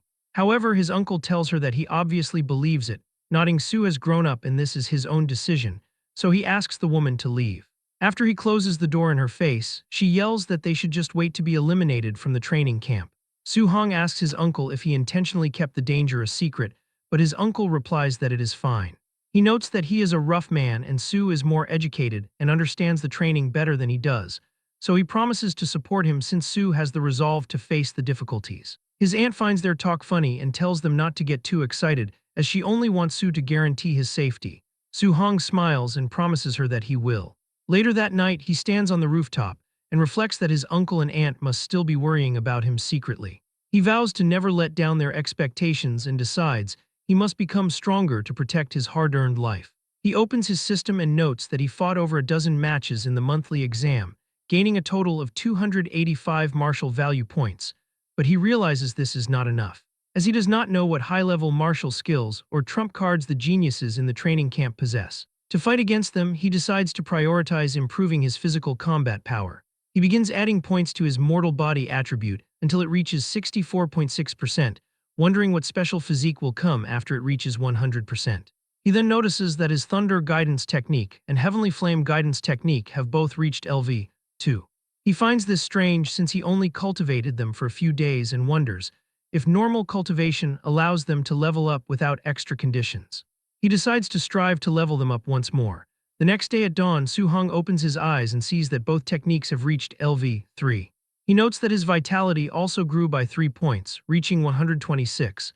As he prepares to leave, his aunt tells him to pay attention to safety and to just come home if things don't work out. His uncle tells him to ignore such depressing words and encourages Su to bring back another first place. Su Hong says goodbye and walks away. As Su leaves, his aunt looks at her husband, nodding that he is just as worried as she is despite acting tough. He admits he is only acting this way because he is afraid Su will worry. Su Hong walks down the street until a red car drifts on the road and stops before him. President Wu is behind the wheel and tells him to get in. As they drive on the highway, he asks what she needs from him. Wu explains that she wants to remind him of a few things regarding the training camp, stating that as the president of the Martial Dao Association, she knows the profiles of some participants. She warns that among the martial artists, there are a few monsters who are already Tier 1 high stage and aren't far from becoming Tier 2 martial artists, and a few of them even possess martial skills that are at least B rank at the lowest. Su Hong reflects that a Tier 2 martial artist requires 200 points of vitality. In this batch, there are actually people not far from being Tier 2 martial artists. However, he thinks that he is not afraid of B rank skills since he can quickly learn them with his system space. Wu tells him that bar none, his talent is the strongest she has ever seen, but acknowledges he lacks the same resources as the others. She encourages him, stating that even if he faces setbacks, surpassing them is inevitable. He thanks her, addressing her as Sister Wu. She looks at him and notes that despite knowing his vitality and skills are inferior to the others, Su Hong remains very calm. She realizes she does not need to worry about his mental state causing problems. The scene shifts to the Tianlin mountain range. Inside the car, Su and others are sitting together. Two boys are startled to learn their destination, as it is a place where many ferocious beasts gather. The principal tells them not to worry, explaining that the training camp is overseen by a grandmaster, meaning there is usually no life-threatening danger. Su Hong reflects on the Tianlin mountain range, nodding it is a massive area spanning multiple cities, including Star City and Yang City. He thinks about how the spiritual energy there is dense and ferocious beasts are numerous, with beast kings present that are comparable to Tier 7 grandmasters. The competition among the ferocious beasts in this range is extremely cruel. He considers that even a Tier 1 ferocious beast from the outer periphery is far more ferocious than those found elsewhere, to the point that normal Tier 2 martial artists would not dare to tread there easily. As the car continues into the forest, monsters watch them from the woods. The students feel as if something is staring at them, and they wonder if a ferocious beast might suddenly attack. Su-hong thinks that the training camp competition will probably be just as cruel as the slaughter among the ferocious beasts, and for some reason he is starting to like that feeling. After some time, they arrive at the camp. Li Tu wonders how strong the people present are. The warriors at the site stare at them, leaving Li Tu and Chen Shan completely silent, but Su remains confident and tells them, "Let's go." As they walk, a staff member stops them and tells them to wait for everyone to arrive before the camp entrance assessment begins. Su is confused that there is even an entrance assessment. Suddenly, someone announces that the big families have arrived, and they all look back as several cars pull up to the site. The young masters of big families start coming out of them. The crowd comments on how cool and beautiful goddess Xiao Nan is, expressing envy toward her status as a spirit master. They notice Lin Ying from the Lin family, who is rumored to be nearly a Tier 2 martial artist. Finally, they see the city lord's son, Wang Tianchuo, who is known as a barbarian god with 95% fire attribute compatibility and a special physique. As they pass through the crowd, Su Hong watches them, finding it interesting to see the three top geniuses the president mentioned, and thinks he would like to see just how much of a genius they really are. The instructor announces that everyone has arrived and begins explaining the assessment rules. He explains the training camp is located 30 kilometers away within the Tianlin mountain range. He reveals that tokens have been buried inside the bodies of some ferocious beasts, and students can only enter the camp if they hold a token. They are given 8 hours to arrive. He warns that once they go deep into the mountains, they might encounter high-level beasts, and if things go wrong, people will die. Su Hong thinks the 8-hour time limit is simple and realizes he has plenty of time to kill ferocious beasts to earn martial value. A student asks what happens if they run into beasts with levels far exceeding their own. The instructor tells them to consider themselves unlucky and eliminated, though someone will come to save their lives. The students protest that it is not fair and relies too much on luck, as the strong might be eliminated while the weak pass by sheer luck. The instructor yells that this world is not playing house. He asks if they will protest it being unfair when they reach the All-Heavens battlefield after 10 years of cultivation, only to be slapped to death by a passing expert. He tells them that if they do not want to encounter high-tier beasts, they must act with caution, explaining that the rules of the battlefield involve avoiding risk, bullying the weak with strength, and fighting many against few. Another agrees, saying those afraid of death should quit early to save them from wasting time, calling them a bunch of trash. The first student tells him to say that again, and the second student calls him a coward to his face, telling him to make a move and watch as he cripples him. The instructor declares that while violence is prohibited in the camp, they will not interfere once the students enter the mountains. They can snatch tokens or beat someone up as they please. They glare at each other with hostility. Su Hong observes that the training camp is cruel for encouraging them to fight one another, thinking that under these rules, over half of the people will probably be eliminated. He considers the idea that if he fights these people, he will be able to obtain heaps of martial value. The instructor tells them to cut the crap and announces the assessment begins, ordering everyone to get out. The students immediately charge toward the forest. The two students who were arguing continue their fight in the woods, exchanging frantic blows. Su Hong watches from a tree branch, having wanted to see the combat power of these geniuses. He thinks it is far less impressive than the rumors and notes that even if he defeats them, he will not gain much martial value. He decides he should hurry up and hunt a few more high-level ferocious beasts instead. The two fighters continue to insult each other, calling one another paupers and mocking their hard cultivation, with one telling the other not to compare him to those working-class paupers. Su hears this and becomes angry, thinking he cannot let this delivered martial value slip away. He approaches them and tells them to stop fighting and play with him instead. The students ask if another pauper has arrived and threaten to beat him up too, asking what level he is to dare to break up their fight. Su Hong tells them they misunderstood and suggests they stop fighting each other to join hands and fight him together. Immediately, one of the students charges at him, but Su just kicks him, sending him flying across the area. The second student cannot believe the other lost in a single move and notes how fast Su Hong's footwork is. As he looks back, Su Hong tells the second student it is his turn and delivers a heavy blow to his head. After defeating the guy, Su Hong stands over the fallen warriors and declares that this is the consequence of looking down on ordinary cultivators. At the same time, in the central hall, a man monitoring the second row of screens questions where Su Hong came from. They note he appeared in the middle of a hot-blooded duel and finished both warriors with one-shot attacks. They wonder if the two who got knocked down should count as eliminated. An instructor explains that since neither of them actively requested rescue, the assessment continues. After some time, the second guy groans as he regains consciousness, nodding that it hurts so much. He feels humiliated and reflects that he has never suffered such a great embarrassment in his life. The first guy also sits up, realizing that if he had not underestimated the enemy, he never would have lost to that kid. The two of them stare at each other and one apologizes for his previous words, admitting that he should not have mocked him. The second tells him that the guy is actually very strong and not to take those words to heart. They help each other stand up and decide to go get their revenge, planning to use a wooden club to give Su-hong a few good whacks to vent their anger. Meanwhile, Su-hong moves through the forest until he notices another horde of Tier 1 initial stage giant-toothed wild boars. The boars immediately sense his presence and charge at him. He looks at them and unleashes the Thunder Rush Fist, 9 echoes, killing the monsters one by one until the entire pack is finished. The boy has a spear but still uses his fists, as he is trying to farm some aura points as well. He looks at the system and becomes annoyed, reflecting that in the past, defeating a martial artist would give dozens of martial value points.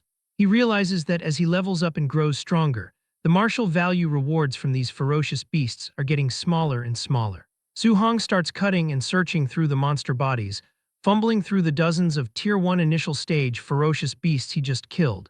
He notes that the previous 10 beasts had no tokens and wonders if this group has any. He wipes his hands and realizes there still is not even a single token. He concludes that it seems only slightly higher level ferocious beasts will have tokens inside their bodies. Half an hour later, Su-hong continues his journey deep into the mountain. When he first entered 3 to 5 kilometers into the forest, he could encounter over a dozen low-level ferocious beasts in an hour. He wonders why he cannot find even a single one now. A monster suddenly appears. Su quickly identifies it as a Tier 1 high-stage Nether Knight Black Tiger.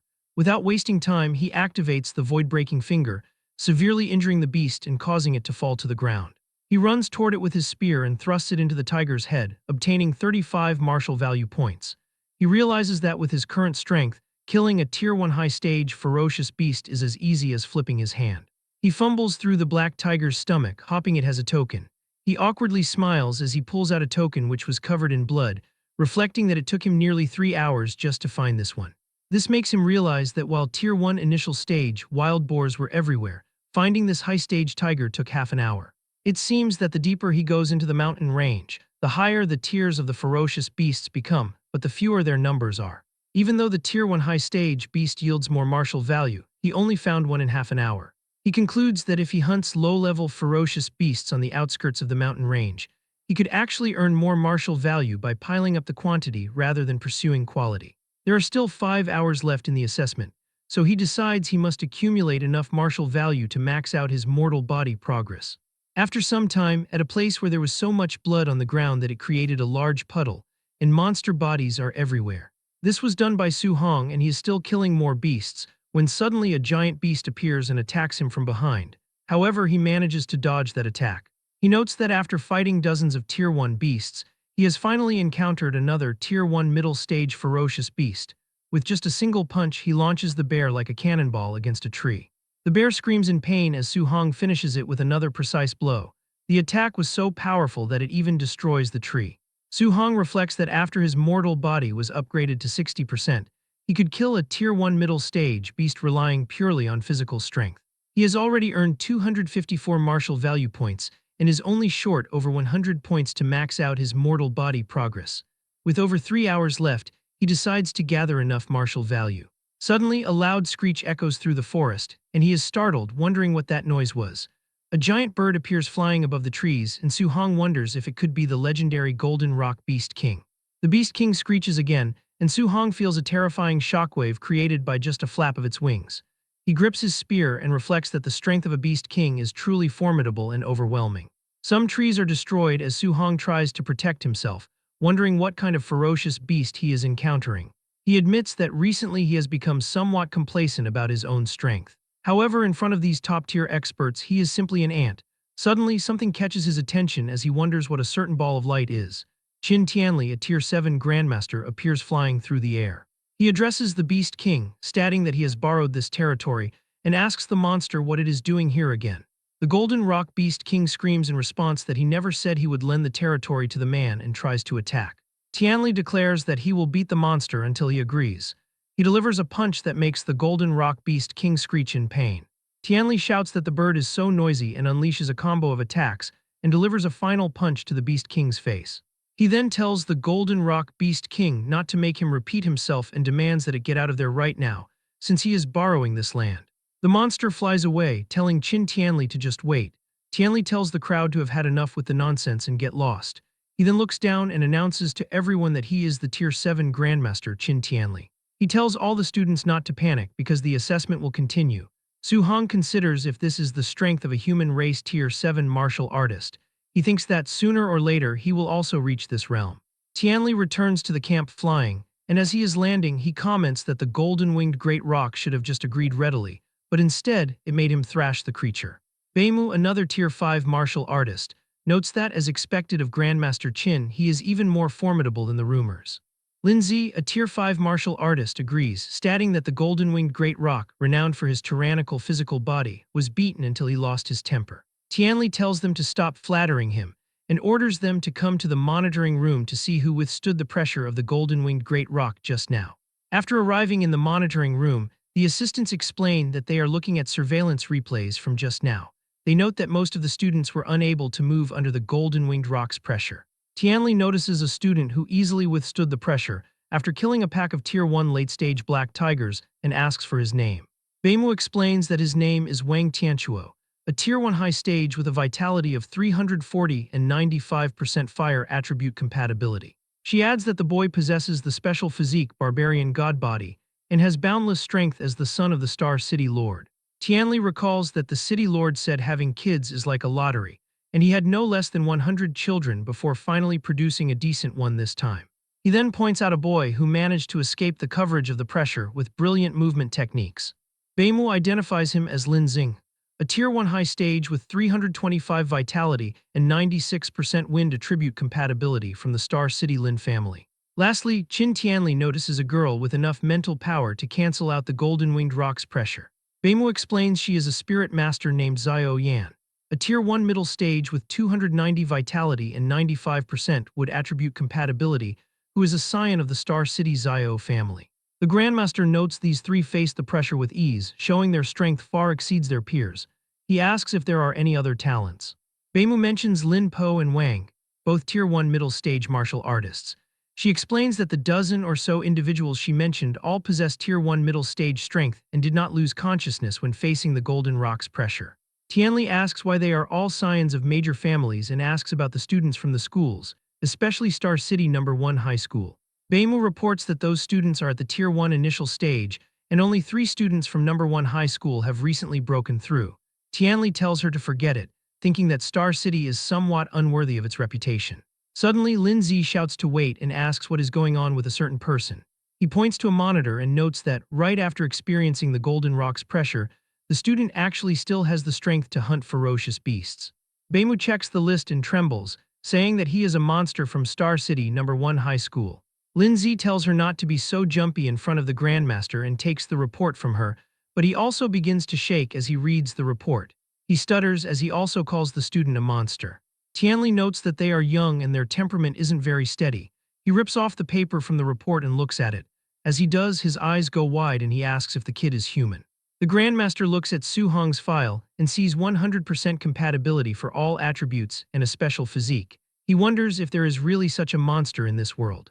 Tianli becomes extremely excited, thinking this is a rare encounter in a millennium and that he has struck gold. He then stops and asks why Su Hong is only at the Tier 1 initial stage with 123 vitality points. Beimu explains that Su is simultaneously cultivating 7 guidance techniques. Tianli becomes angry, realizing that is why his vitality is so low, thinking that cultivating 7 types simultaneously would be too much even for a deity. He wonders how his cultivation could possibly increase and asks how Wu Lingxian didn't explain this small matter clearly to the kid. One examiner arrives and tells them that students are arriving at the training camp one after another. Tianli decides to go take a look. Wang Tianchuo, Xiao Yan, and Lin Xing pay their respects to Grandmaster Qin. He tells the 3 little ones they are very good. 6 hours after the start of the assessment, more students finally arrive. They think they were going to die and mention it was the Golden Rock Beast King after all. 7.5 hours after the start, people think they might as well end it early, as nobody should be left behind. Grandmaster Chin wonders where the monster named Su Hong is and hopes he hasn't lost his precious treasure. He then spots Su Hong and thinks the brat is finally here. Su is exhausted and reflects that he was so focused on earning martial value that he almost forgot the time. He enters the camp, and the other students cannot believe how dirty he is. They wonder exactly how many ferocious beasts he had to kill to get so dirty. Two guys from before also see him. One tells the other he waited until the brat showed up, and the other tells him not to be in a rush because once they are in the training camp, there will be plenty of ways to deal with him. Wang Tianchuo, Xiao Yan, and Lin Xing watch him, and Xing thinks it is interesting that an expert is passing right at the deadline. An instructor announces that the 8 hours are up and anyone who hasn't arrived is completely eliminated. He says he will introduce the facilities and rules, listing the gravity training room, movement technique training room, and the ferocious beast combat room, and the martial art pavilion. He explains that in the martial art pavilion they can exchange for martial skills, movement techniques, pills, and weapons, with the highest grade reaching a rank. Su Hong thinks he definitely came to the right place by joining this training camp. The instructor warns that to use these facilities, they need to provide enough contribution points. He says the only way to obtain them is by passing various training subjects, and outstanding performance yields extra rewards. He tells those who can still train to go and train, and injured students to follow him to the dormitories so they don't die in his hands. Su Hong enters his room and feels relieved it is a single room. In the future, when he cultivates and upgrades, he won't have to worry about being seen. He sits on his bed and sees he has 354 martial value points. He decides to max out the mortal body and begins the distribution of points. The system shows the mortal body at 70%, 80%, and 90%. Su Hong reaches 100% mortal body evolution. He gasps as his eyes glow with a red light. The power begins to spread throughout his entire body until the enormous pressure gradually dissipates and completely calms down. He finds the sensation incredible, reflecting that just the eruption of the physical body alone possesses such power. He checks the system and sees he has obtained the Overlord Body Talent, which is described as the existence with the strongest strength among all physiques in the world. Su Hong admits that he has never heard of an Overlord body before and notices that the spirit rank is at 0%, which means the Overlord body can still be upgraded, and he wonders what kind of heaven-defying physique it will evolve into next. He is filled with excitement as he decides to test exactly how much strength this Overlord body possesses. He tries to pick up his spear, but as he does, he realizes the weapon is about to snap just from him casually squeezing it. He notes that the spear is made of a C-rank alloy and is very expensive, having cost him a fortune.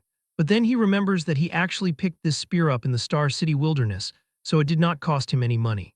He resolves to gather enough contribution points as soon as possible to exchange it for an A-rank alloy spear. Su Hong puts on his jacket and considers that he can earn contribution points just by wearing a weight vest, wondering if he can carry a few hundred kilograms. He heads to the warehouse where people are simply impressed by Wang Tianchuo. The boy is carrying a 3,000-kilogram load and even says it is a bit light while managing to jump with ease. Xiao Yan comments that Wang Tianchuo's strength is as huge as a monster's. The supervisors are observing from the monitoring room, and one assistant notes that Wang Tianchuo can easily carry a 3,000-kilogram load, worthy of the barbarian god body. She asks Grandmaster Qin when they should find Su Hong to explain the disadvantages of simultaneously cultivating 7 guidance techniques in detail. The old man says they cannot be so direct because geniuses all have their pride, and speaking to them directly will only backfire. He suggests they use some methods to let him understand on his own and give it up voluntarily. He then asks if the arranged night raiders have finished assembling. The assistant says it still needs some time to match the combat power of different students, which is a bit troublesome. He notes that the trainees just finished the assessment and have relaxed mindsets, so encountering a night raid suddenly will make them howl in grief. Tianli orders them to arrange a Tier 1 high-stage martial artist for Su Hong, because he wants the boy to be overwhelmingly defeated. He plans to then explain the disadvantages of his cultivation method, so the boy will listen obediently. The assistant is shocked, noting that a Tier 1 high-stage martial artist has over 400 vitality and 5,000 combat power points, while the boy's vitality is only a little over 100. They worry that the boy's Dao heart might collapse from the beating. Qin Tianli calls this nonsense, stating he is doing this to correct Su Hong's mistakes, and that if his Dao heart collapses so easily, then the boy is just a piece of trash. Meanwhile, everyone outside is rushing to watch Wang Tianchuo train in the gravity room. Su arrives to pick up a smart bracelet used for calculating points. He goes to the weight racks and notices that the heaviest one is 10 tons, forged from a super heavy alloy. He wonders who can even wear such a thing. He tries to wear it but finds it far too heavy, realizing it severely affects his speed and he won't last long. He decides the 5-ton weight load is the most suitable for him right now. He puts it on and is still able to move easily. Su Hong wonders how much weight Wang Tianchuo and the other two geniuses chose, assuming that since they are Tier 1 high stage, they should be at least as strong as him. He puts his clothes back on and goes to observe their cultivation methods, hopping to gain some experience. Outside, people are surprised to see Wang Tianchuo enter the gravity room without even taking off his 3-ton weight vest, and even set the gravity to 2x, as it means he is under 6 tons of pressure. Su Hong sees this and thinks he had a bit of a misunderstanding about the toughness of the overlord body, and notes that Wang Tianchuo's 3 tons is actually quite light for him. He then sees Chen Shan and Li Tu standing outside. Su asks why they aren't going into the gravity room to cultivate. They reply that if they enter, they will definitely be singled out for comparison, which is too embarrassing since they are lagging too far behind. Su sighs at this reason and heads into the room himself. His friends ask if he is really going in and if he is not afraid of embarrassing himself. They suggest he wait until there are fewer people before going in. Other warriors mock him, assuming he probably isn't wearing a weight suit and just wants to surpass Wang Tianchuo in terms of the gravity multiplier. Su Hong enters the room, reflecting that a gravity room is extremely expensive to build and only prominent aristocratic families can afford them. He cannot let this good opportunity slip by. Wearing a 5-ton weight vest in double gravity makes it 10 tons, which he could only hold on to for 10 odd minutes. He decides it is better to set it to 1.5 times so he can last a bit longer. However, the pressure still makes him groan. People watching through the monitor mock him for only punching in 1.5 times gravity without even wearing a weight vest, calling it hilarious. Su Hong begins to meditate, noting that while the heavy pressure makes cultivating a guidance technique more difficult, the cultivation speed has obviously accelerated a lot. 2 hours later, he is still meditating but is completely exhausted. He sees that aside from the thunder and fire guidance techniques, all other guidance techniques leveled up by 1. His vitality even increased from 126 points to 130 points. He turns off the device and struggles to stand up, thinking the gravity room's effect is good and the other facilities probably won't be bad either. He leaves the room exhausted. As he leaves, 2 boys mock him by saying, "Look quickly, the dead last came out so fast." They laugh because he couldn't even handle 1.5 times gravity, even without a weight suit. Su Hong ignores them and starts taking off his shirt, noting that the breathability of the weight suit is too terrible and it is boiling hot. The 2 boys who were just making fun of him are stunned to see the weight suit. They suspect they witnessed it incorrectly, and consider questioning the exact number of kilograms the weight actually weighs. His companion suggests that since Su Hong finished in the last place, the weight is likely only 500 kilograms instead of 5,000. He believes it was something so heavy that it looked like torture for the boy, but it still proves that Su Hong is not entirely weak. They remark that regardless of his effort, he does not compare to Wang Tianchuo at all. At that moment, the crowd begins shouting as Wang Tianchuo exits the room, having withstood 6 tons of heavy pressure for more than 2 hours. They think this is insane, as his physical body strength is definitely number 1 in the training camp. They note that if it were them, they would barely be able to handle a 500-kilogram weight for half an hour. Wang Tianchuo throws the weight on the ground, and the impact leaves everyone in the camp shocked by the heavy thud. He feels relieved, nodding that he finally feels relaxed and light again. His partner admits that he is inferior in terms of strength and asks if they should go to the movement technique room to compete. Wang Tianchuo tells him to stop joking, as the other is a practitioner of an A-rank movement technique and possesses the wind attribute, declaring his brain would have to be broken to compete with him. Su Hong hears about this A-rank movement technique and finds it interesting. Even though the strength of his overlord body is already immense, he is interested in a movement technique of such a high level. Everyone moves to the movement technique training room and is surprised by Lin Xing, who has set the difficulty to the maximum level of 10, while the others can barely reach level 3. Lin moves so fast that eyes can barely follow him for a second. He still has the spare energy to show off as flower petals emerge from somewhere, leaving the crowd wondering where they came from. Su Hong thinks the movement technique is good, and his system starts making progress on the flying swan startling cloud step, as he immediately begins to imitate the essence of Lin, analyzing the movements every second. Su Hong starts walking, drawing the attention of the crowd. He begins to practice the skill and people cannot believe what he is doing. They wonder if he actually thinks he can learn the flying swan startling cloud step just by watching Lin Xing, laughing loudly because they think an A-rank movement technique could not be so easy to learn.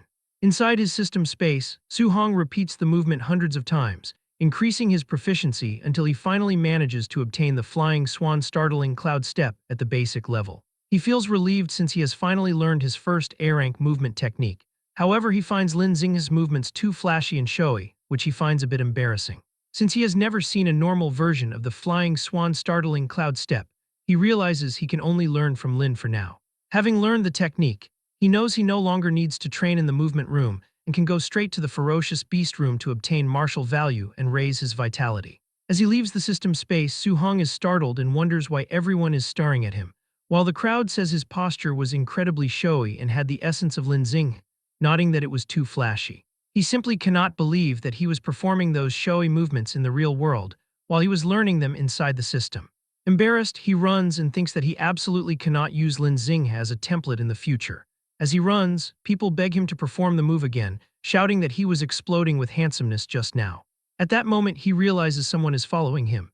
The duo from before have finally found him and are seeking revenge. They notice he is heading to the ferocious beast room and decide to block the door, planning to give him a few vicious blows when he comes out. At the ferocious beast room, Wang Tianchuo asks Xiao Yan if she really wants to compete to see who is number one in the training camp by killing beasts. He asks if she thinks she can beat his barbarian god body by relying on spiritual telekinesis, accusing her of underestimating him, but she retorts that he is the one underestimating the power of a spirit master. Su-hong watches and thinks it is interesting to see a spirit master's fighting method since he has never seen one in person, so he decides to watch first and earn martial value later. On the big screen, he sees her floating out of thin air, which surprises him because walking on air is a method only grandmasters possess, and he wonders if a spirit master can do that. She gathers energy in her hand and fires streams of flowing light that simultaneously kill 3 Tier 1 high-stage black tigers. Su-hong finds this incredible but wonders what those rays of light are. At that moment, a much larger tiger roars and attacks from behind, but she uses spiritual telekinesis to forcibly bind and control it in the air. She then uses her power again and kills the tiger. Su-hong realizes those streaks of flowing light were actually daggers. He notes that every spirit master is ridiculously strong and can easily crush ordinary martial artists. Suddenly, someone shouts, questioning what the deal is with the giant sword they are seeing. Xiao Yan materializes a massive weapon and with a single strike cuts a giant python beast in half. Su-hong is shocked by the power, nodding she was not holding a weapon before and that such a huge blade must weigh several tons. Lin Xinghe appears and says this is a martial skill belonging to spirit masters that is as high as A-rank. The crowd is amazed as they have never heard of such a thing. Since Lin and Xiao have A-rank martial skills, they soon deduce that Wang Tianchuo must also have an offensive A-rank technique. Lin confirms that Wang has an offensive A-rank skill too, while the crowd remarks that they are all monsters. Su-hong is excited that the training camp is crowded with A-rank martial skills and is certain he came to the right place. Wang Tianchuo also kills high-level beasts, blowing them up with one punch. When one guy asks what skill Wang used, another replies, "What martial skill? This is just his pure physical strength." Su-hong notes that the guy is using just his pure physical strength and does not seem to have any intention of using martial skills. He decides he will find a chance to learn from him next time. Right now, he wants to become a spirit master, but his spirit stat is only 26.5. He notes that one needs to exceed 100 points to become a spirit master, so he is still short 73.5 points. He becomes motivated to go on a killing spree to gain the 735 points of martial value he needs. The duo see Su-hong entering the room and decide to follow him. They note that everyone else is focused on Wang Tianchuo and Xiao Yan, so it is the perfect opportunity to ruthlessly beat the kid up. However, they are shocked when they look at the monitor. They see Su-hong is challenging more than 10 Tier 1 high-stage ferocious beasts at once and wonder if he is crazy. The two of them start to panic as they consider finding an instructor to save Su-hong. However, they believe it is already too late for him because they are certain the monsters will tear him to shreds in seconds. Inside the ferocious beast room, he taunts the creatures, provoking them to charge at him all at once. He springs backward to evade the attacks and he then activates his skill, and energy goes through the monsters' bodies. He then increases his power, attacking every monster with such force that the internal organs of the beasts are completely shredded. Both of them are left speechless as they watch Su-hong destroy monsters that even a middle-stage martial artist would struggle against, until one suddenly notices that Su-hong is using familiar footwork and realizes the boy has already copied the flying swan startling cloud step belonging to Lin Xing. He and his partner argue over how such a feat should be impossible for a normal student, wondering if he watched Lin Xinghe use the movement technique and then learned it. They quickly accept reality and acknowledge that Su Hong possesses heaven-defying talent to have mastered the technique so quickly. And the other suggests that they should just forget about their revenge mission because even if they gather together, they are not enough for him. The first guy does not even attempt to object, saying that whether Su is the heir of a great family or a monster genius, he simply cannot swallow this anger. But the second guy points back toward the training room, saying that before he goes looking for trouble with him, it is better to take a look at this. He looks up at the screen and it makes him drop his weapon. They stare at the monitor and see that Su Hong has eliminated 11 high-stage ferocious beasts in only a few minutes. Su Hong checks the points he earned after defeating over a dozen Tier 1 high-level creatures and notes that the 81 martial value points he received are not very high, confirming his theory that earning points becomes harder as he grows stronger. Before he can even take a moment to rest, more monsters emerge, forcing him to quickly stand back up. A beast attempts a surprise attack from behind, but he reacts instantly and punches the creature into the afterlife using his Vajra fist. He unleashes a terrifying aura that causes the monsters to hesitate, but he refuses to give them a second chance since he needs their martial value points. He charges after them and begins wiping out the beasts without any mercy. Outside the room, they decide that it would be best for them to simply forgive Su Hong and move on, realizing it would be dangerous if Su Hong encounters them there after he finishes. They quickly walk away and soon pass by the area where other trainees are gathered. A colleague is surprised to see them back so soon and asks if they succeeded in their revenge and if they already beat that kid up, but the two can only respond with nervous laughter. But internally, they are just relieved that they still have their heads on their shoulders, thinking that if they weren't clever, they would be lying on the ground like dead dogs right now because this training camp is too outrageous and full of heaven-defying monsters. Just then, Wang Tianchuo and Xiao Yan exit the beast room, with the boy having earned 280 points while the girl secured 270. Their followers begin to praise them and estimate that they must have killed between 50 and 60 Tier 1 high-level beasts. Regarding their weight vest contributions, Wang Tianchuo earned 100 points while Xiao Yan received 50. These totals are impressive to their followers, as the highest among the rest of the group is only 30 points. The crowd continues to discuss how powerful these geniuses are based on their hunt results. However, the duo are the only ones who know there is an even more terrifying monster in the camp who stands above the big three. 1 hour later, Su Hong sits atop a mountain of corpses and notes that he is starting to feel exhausted. He reflects that he is still far from his target of 735 martial value points. Nonetheless, he checks his smart bracelet and sees that he has earned a total of 700 contribution points through hunting and his weight vest. Without hesitation, he makes his way toward the martial art pavilion.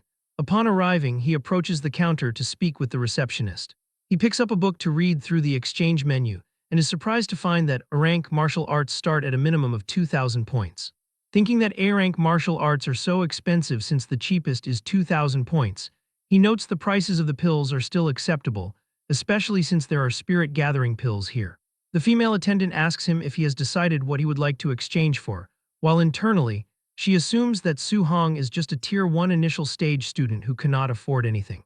Su Hong eventually makes a decision and asks if the spirit-gathering pills can actually increase spiritual power. So she confirms that they are effective but warns him that they only provide a benefit the first time they are taken, noting that the higher the grade of the spirit-gathering pill, the better the improvement effect. He sees the menu where the highest grade of the spirit-gathering pill reaches Tier 4 for 500 contribution points.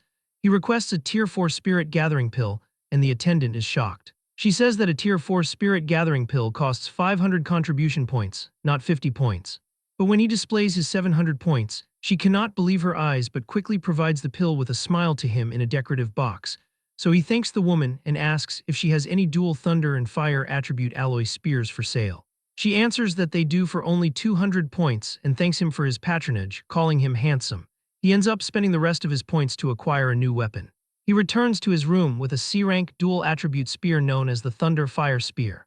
He looks at the system, noticing his vitality and guidance techniques have improved again, and that he also obtained 490 martial value points, meaning the improvement in this single day is more than what he had in the previous week. He opens the box given to him by the attendant and looks at the golden pill inside. He hopes this spirit-gathering pill can provide a 25.5 spiritual power improvement. He swallows the pill and immediately feels the spiritual energy shifting within his body. Then with a determined look, he declares that he is definitely going to become a spirit master. As the pill dissolves, he feels the effects of the Tier 4 spirit gathering pill as it begins to take effect immediately. The exhausted nerves all over his body are relieved, and he feels incredibly comfortable. His brain also becomes exceptionally clear, giving him the ability to sense everything going on in his surroundings.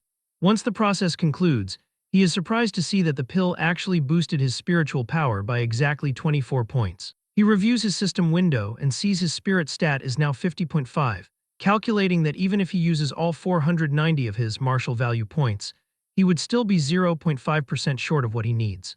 And he realizes that to gain that remaining 0.5%, he only needs 5 more points, which is the equivalent of defeating a single beast. He wishes that he had killed just one more creature before leaving the training room. Nonetheless, he decides he cannot regret what is already gone and prepares to rest so he can take care of it the next day. Meanwhile, at the training camp warehouse, the instructors who will be participating in the night raid have gathered. They look over leaflets to see the data of the applicants assigned to them, while others are assigned to the geniuses of the camp. One man, Bu Jingfeng, says they are bullshit geniuses, and that if he were still in high school, these brats would not even be qualified to be his sparring partners. A giant man says his target is Wang Tianchuo, whose vitality is as high as 340 points, noting that even Jingfeng did not have this level back in the day, which makes Jingfeng unable to believe students are that strong. The other two also discuss their targets, as one is in charge of a guy with vitality exceeding 300 and the other is in charge of a spirit master. Bu Jingfeng looks at his target's data and sees he is assigned to Su Hong, who is listed as having only 123 vitality points. His peers ask why he was given someone who seems as trashy as Su Hong, and one instructor believes that Grandmaster Qin must have made a mistake, but the Grandmaster enters the room at that moment to let them know the assignment was intentional. Jingfeng goes ahead to challenge the decision, calling the student trash. However, Qin Tianli lets him know that Su Hong is not as simple as he seems because his combat power is on par with that of a Tier 1 high-stage martial artist. The group is shocked when they hear this, as they do not expect someone with just over 100 vitality points to be able to challenge a proper martial artist. Tianli tells Jingfeng that he will understand his words by the time they exchange blows, though the instructor still complains about the task of bullying a junior since he has almost 500 vitality and is about to become a Tier 2 martial artist. But the Grandmaster slaps him on the head, telling him to do as he is told and instructing him to go all out from the very beginning, saying it is best if he can beat Su Hong until he doubts his life. Jingfeng still cannot believe he is expected to fight such a weak child, and even asks the Grandmaster if he holds a grudge against Su Hong, declaring that he will not be held responsible if he cripples the boy. Tianli smiles when he hears this and urges the man to beat Su Hong to pulp, telling him that he will not blame him and will also reward him. Bu Jingfeng agrees to this, but internally he thinks that the Grandmaster's smile is terrifying and that Su Hong is pitiful. Moments later, the Grandmaster orders them to start the operation, and the raiders make their way to the dormitories to perform the drill. At the dormitories, they begin to look for their targets and start fighting with their targeted students. Su Hong soon hears the sound and wonders if it is a sneak attack. While he is still thinking, his door is cut open. Bu Jingfeng rushes into the room and attacks, but Su Hong dodges that attack. He has heard that the All Heaven's 10,000 races frequently hunt down human race geniuses everywhere to weaken humanity's strength, and he wonders if it could be them. He quickly grabs his Thunder Fire Spear, and while he wonders just how strong this person is, Bu Jingfeng lunges for an attack while boasting about his own strength, telling the boy to count himself unlucky for running into him. Su Hong soon realizes the man is a human Tier 1 high-stage martial artist, and not someone from the All Heaven's 10,000 races. He smiles because this is exactly what he needs, figuring out that he will be able to gather the last 5 martial value points to become a spirit master if he defeats this enemy. Bu Jingfeng is shocked when he realizes that the boy is actually taking up a fighting pose against him, leaving him to wonder if the boy has gone out of his mind. Their weapons clash, and this is when Jingfeng realizes that the boy's physical strength is crazy, confirming that Su Hong's combat power is indeed on par with a Tier 1 high-stage warrior, and that Grandmaster Qin was not lying. Suddenly, he notices something else, thinking that a Tier 1 initial stage martial artist should not possess this kind of power. On the other hand, Su Hong is doing his best since it is his first time fighting a high-stage opponent. He swings his spear with a powerful aura, causing Jingfeng to leap back. Jingfeng begins to regret his initial assessment after realizing that this brat is a monster. Nonetheless, he is an experienced martial artist and knows what a fight between them entails. He unleashes his fire attribute, which coats his sword in purple flames, saying that a battle between martial artists is not just about comparing who has greater physical strength. Su Hong is surprised by the display of the fire attribute, since it is his first time seeing a fire attribute martial artist in person. Jingfeng lunges toward him while taunting, asking how he plans to handle this B-rank martial art and attacking with a flame slash. Su Hong thinks that this attack might be much stronger than the void-breaking finger, which is also B-rank. And he covers his spear in lightning and blocks the attack, knocking the instructor backward as the impact shatters the wall behind him, leaving him sweating. He cannot believe that the boy just blocked his fire martial art simply by externalizing lightning, admitting to himself that the boy is terrifyingly talented, and seeing why Grandmaster Qin told him to go all out. However, he continues to tease him, telling Su Hong that it appears he is bad at thunder attribute spear techniques.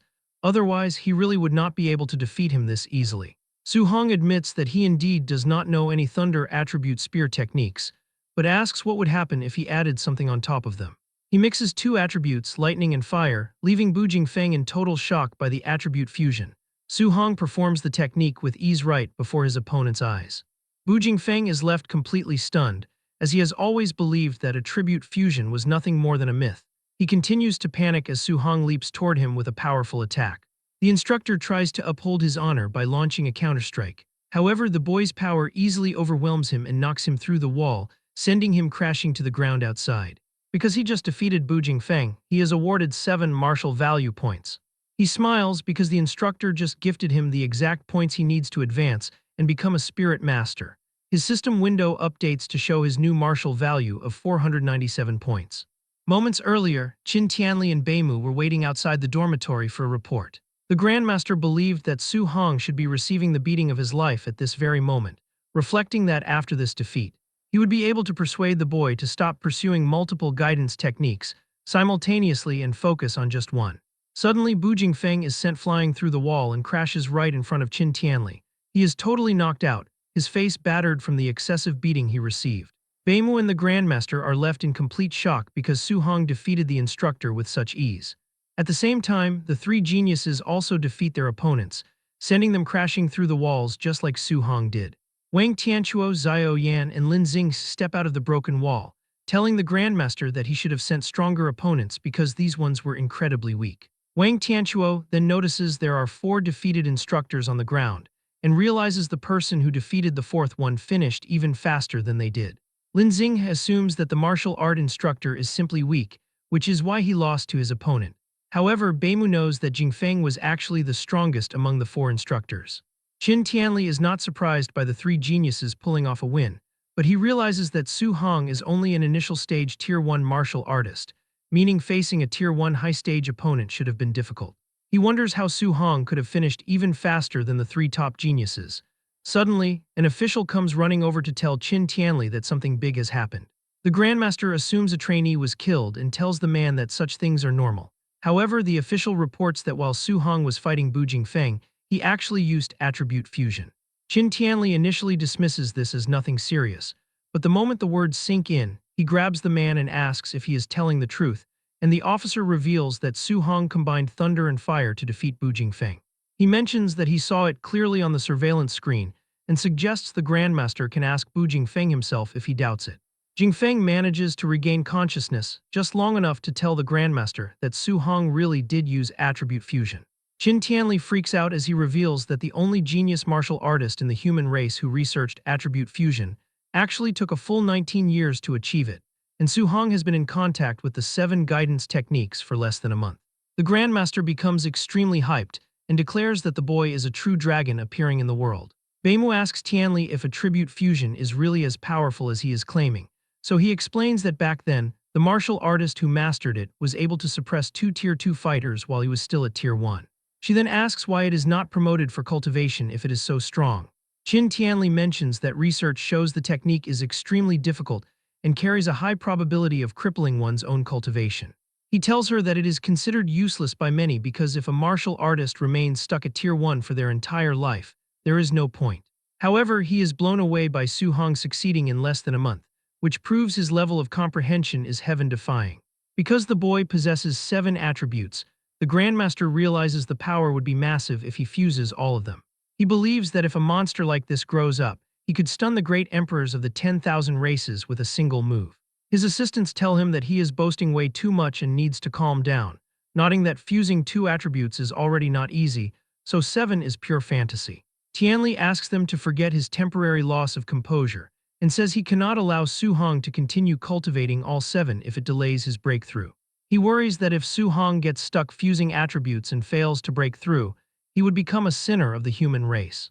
Suddenly, the official mentions that Su Hong also possesses a special physique that allowed his strength to crush Bu Jingfeng, and the Grandmaster berates him for not mentioning something so important earlier. She is shocked because Su Hong has only 120 vitality points, yet his strength crushed an instructor with nearly 500 vitality. Lindsay notes the vitality difference is 4 times, and this strength amplification far exceeds Wang Tianquo's barbarian god body. So Tianli decides that Su Hong's physique might be a heaven-defying existence and plans to organize a competition tomorrow.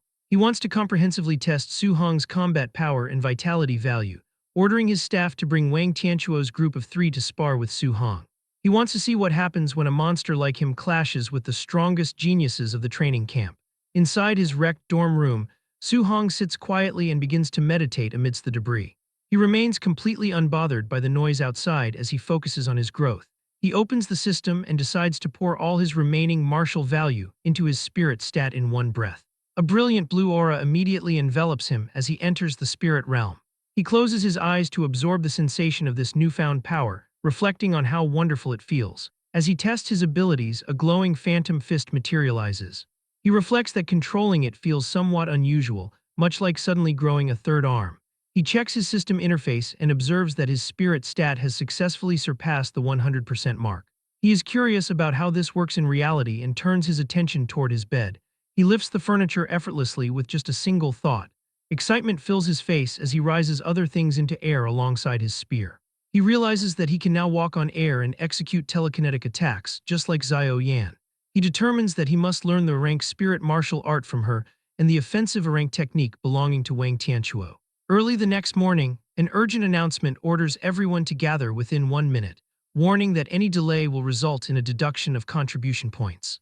Trainees rush downstairs in a frantic hurry while complaining about the intense schedule. They note that they have already endured the entry assessment, weighted training, and a surprise night raid in just a single day. They all gather at ground. Su Hong is also there, stretching as if the events of the previous night had no impact on him. An instructor stands before the group and tells them they have done well to make it, as he expected many would be too battered to stand. One disgruntled trainee argues that he only lost because of a cheap sneak attack, claiming he didn't even have time to put on his underpants, and complains that the raider deliberately aimed for his crotch. Instructor asks sarcastically if he expected an assassin from the All Heavens 10,000 races to wait for him to put on his underpants before striking. The other students laugh loudly and begin calling the trainee bro underpants from then on. From where he stands, Su Hong agrees with instructor's point about real combat, though he understands why everyone is disgruntled. Instructor announces that there will be a comprehensive test today to give everyone a fair chance to perform. He explains that the system will evaluate their vitality, combat power, spirit, strength, speed, and martial skill mastery. Following the test, there will be an actual combat ranking, where the top 10 students will receive different amounts of daily contribution point rewards. Wang Tianquo, Xiao Yan, and Lin Xing listen with total confidence, as they are already considered the top 3. The other trainees immediately grow excited and focus on fighting for the remaining 7 spots. Su Hong wonders what the reward for first place might be. Instructor quiets the crowd and tells them to follow him to the test. He leads them toward a massive warehouse that serves as a temporary testing ground. Inside, the group gathers around a spider-like machine known as the Tier 2 Combat Power Tester. Grandmaster Qin Tianli observes the crowd and notes that Su Hong is hiding among the trainees without standing out at all. A bandaged student standing nearby assumes the Grandmaster is looking at him with high expectations. Su Hong looks at Boy and internally thinks that he is wrong about who the target is. He begins to feel uneasy, realizing that he is indeed the focus of Qin Tianli's gaze. Tianli addresses the crowd and announces a new temporary decision. He declares that the person who ranks first in the comprehensive score can choose any rank martial art or movement technique of their choice.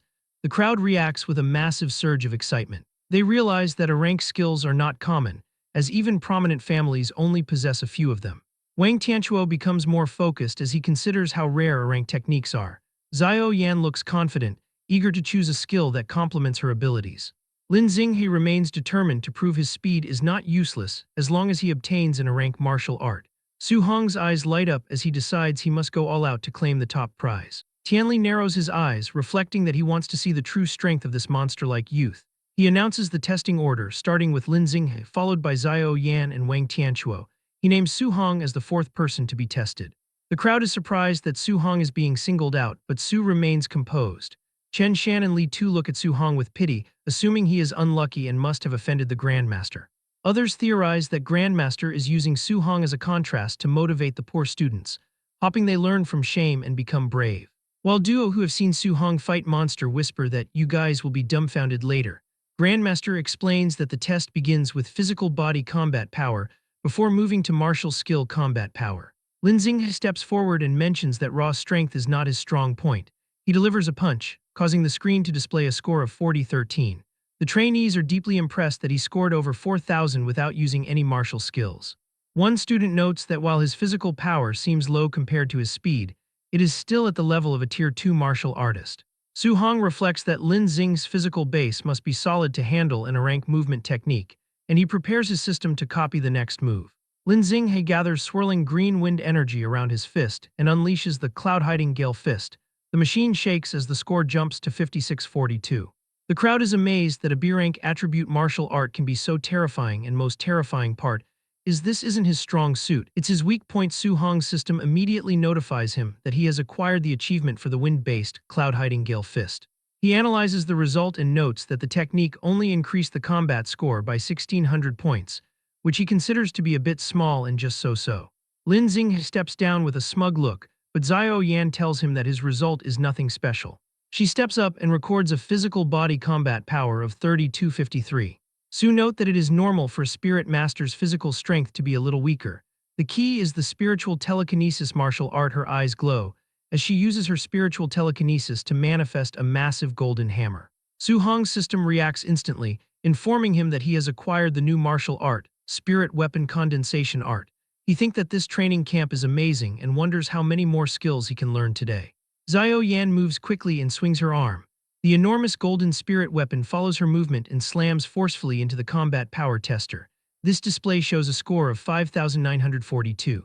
The observers react instantly, noting that her combat power is nearly 6,000 and even exceeds the result of Lin Xing, while others mention that she previously only had over 3,200 combat power, highlighting that her strength has almost doubled. Many people praise spirit masters, declaring them to be heaven's darlings with explosive power on a different level. While the crowd is distracted by the excitement, Su Hong stands silently among them as a soft blue aura envelops him while his consciousness moves into the system space. And a student nearby expresses jealousy toward Xiao Yan, explaining that spirit power is not only strong but also very versatile. Within the system space, golden spirit energy surges around him and spirals upward when he raises a finger. However, the effect does not last, and the construct shatters almost immediately into golden particles that vanish. Su Hong exhales heavily, appearing clearly exhausted, as he reflects that the spirit weapon condensation art can condense things other than weapons like tables, chairs, or even ferocious beasts. Noting that the more a creation is condensed into substance, the more spirit power it consumes. He realizes his current level makes it difficult to learn the technique immediately. Sweat forms on his face as he decides he will learn it slowly later, but his focus shifts back to reality as he waits to see the martial art of Wang Tianquo. Soon the announcement is made that it is now the turn of Wang Tianquo, and the trainees grow excited once more as Wang Tianquo walks forward with confidence, while people discuss his barbarian god body. Noting that he possesses terrifying strength and an absolute advantage in combat power, leading many to believe he is securely in first place due to his physique. Su Hong watches silently, wondering about the difference between this physique and his own overlord body. Wang Tianquo tells everyone to watch closely, declaring that this punch represents the gap between them. He drives a heavy punch into the machine, causing the force of the impact to spread throughout the arena. The observers ask if what they saw is real or fake, and others call it crazy, noting that his pure physical punch is only 300 points lower than the score of Lin Xing when using a martial art. They wonder if this is the immense strength for which the barbarian god body is renowned. Nearby, Tianli and Lin Zi watch the scene, and the Grandmaster comments that it is very good. Hearing the praise, Wang Tianquo bows and thanks the Grandmaster for the praise, then announces that he will use a martial art next. Su Hong becomes more interested, realizing the offensive rank martial art is coming. Energy begins to collect around Wang's arm. He steadies himself and focuses his energy to prepare for the attack. Grandmaster recognizes the move and notes it is the A-rank Bone Netherfire Fist. At that moment, Su Hong receives a system notification that he has acquired the new martial art, the fire-based Bone Netherfire Fist, and he reflects on the fact that this martial art is in the pavilion and costs 2,800 points to exchange. Wang then unleashes the A-rank martial art with all his strength. The impact shakes the entire area, and the tester flashes a result of 7,534, causing the spectators to react with shock, noting that another 500 points would reach the standard of a Tier 2 middle-stage martial artist with 600 vitality. Grandmaster watches with satisfaction and gives high praise, mentioning that the boy's father has talked about raising a grandmaster for half his life, and he now sees no problem with that. Wang Tianchuo respectfully says he will borrow those auspicious words. Next, Qin Tianli calls for Su Hong to take his turn. As he walks forward, people whisper that anyone who goes up after the top 3 will be extremely humiliated, and some notice he looks very calm, remarking that a dead pig does not fear boiling water. He reaches the front and stands before Qin Tianli and Lin Zi, while the Grandmaster explains that for the first punch, only pure physical strength may be used. Su Hong gives a simple okay and prepares himself. He focuses, telling himself the test reward is definitely his. He dashes forward with speed and drives his fist into the testing machine, causing a massive impact to spread across the arena. The display shows a result of 6,551. Grandmaster stares at the score in surprise, admitting he still underestimated the boy's monster level. The crowd is silent for a moment before reactions spread, questioning if the tester is broken after seeing over 6,500, while others point out that he was the dead last student, yet today he is like a monster. Some trainees mentioned they thought Wang Tianchuo was invincible, but now another expert has appeared. Wang Tianchuo, Lin Xinghe, and Xiao Yan watch closely, with the girl commenting on the exaggerated combat power, while Lin Xinghe insists that this is not combat power a Tier 1 martial artist can produce, and he must be a Tier 2 martial artist. Wang Tianchuo admits to himself that he was too arrogant before. Once the commotion settles, Su Hong asks the Grandmaster if he should continue with a martial art, and the Grandmaster nods in approval and tells him to continue. Su Hong returns to his stance and prepares for the next move. In the next moment, he shifts his focus to the system as the progress bar for the new technique begins to climb through percentages. He stands still as a cold blue, flame-like aura spreads around him, realizing the bone netherfire fist is very suitable for him.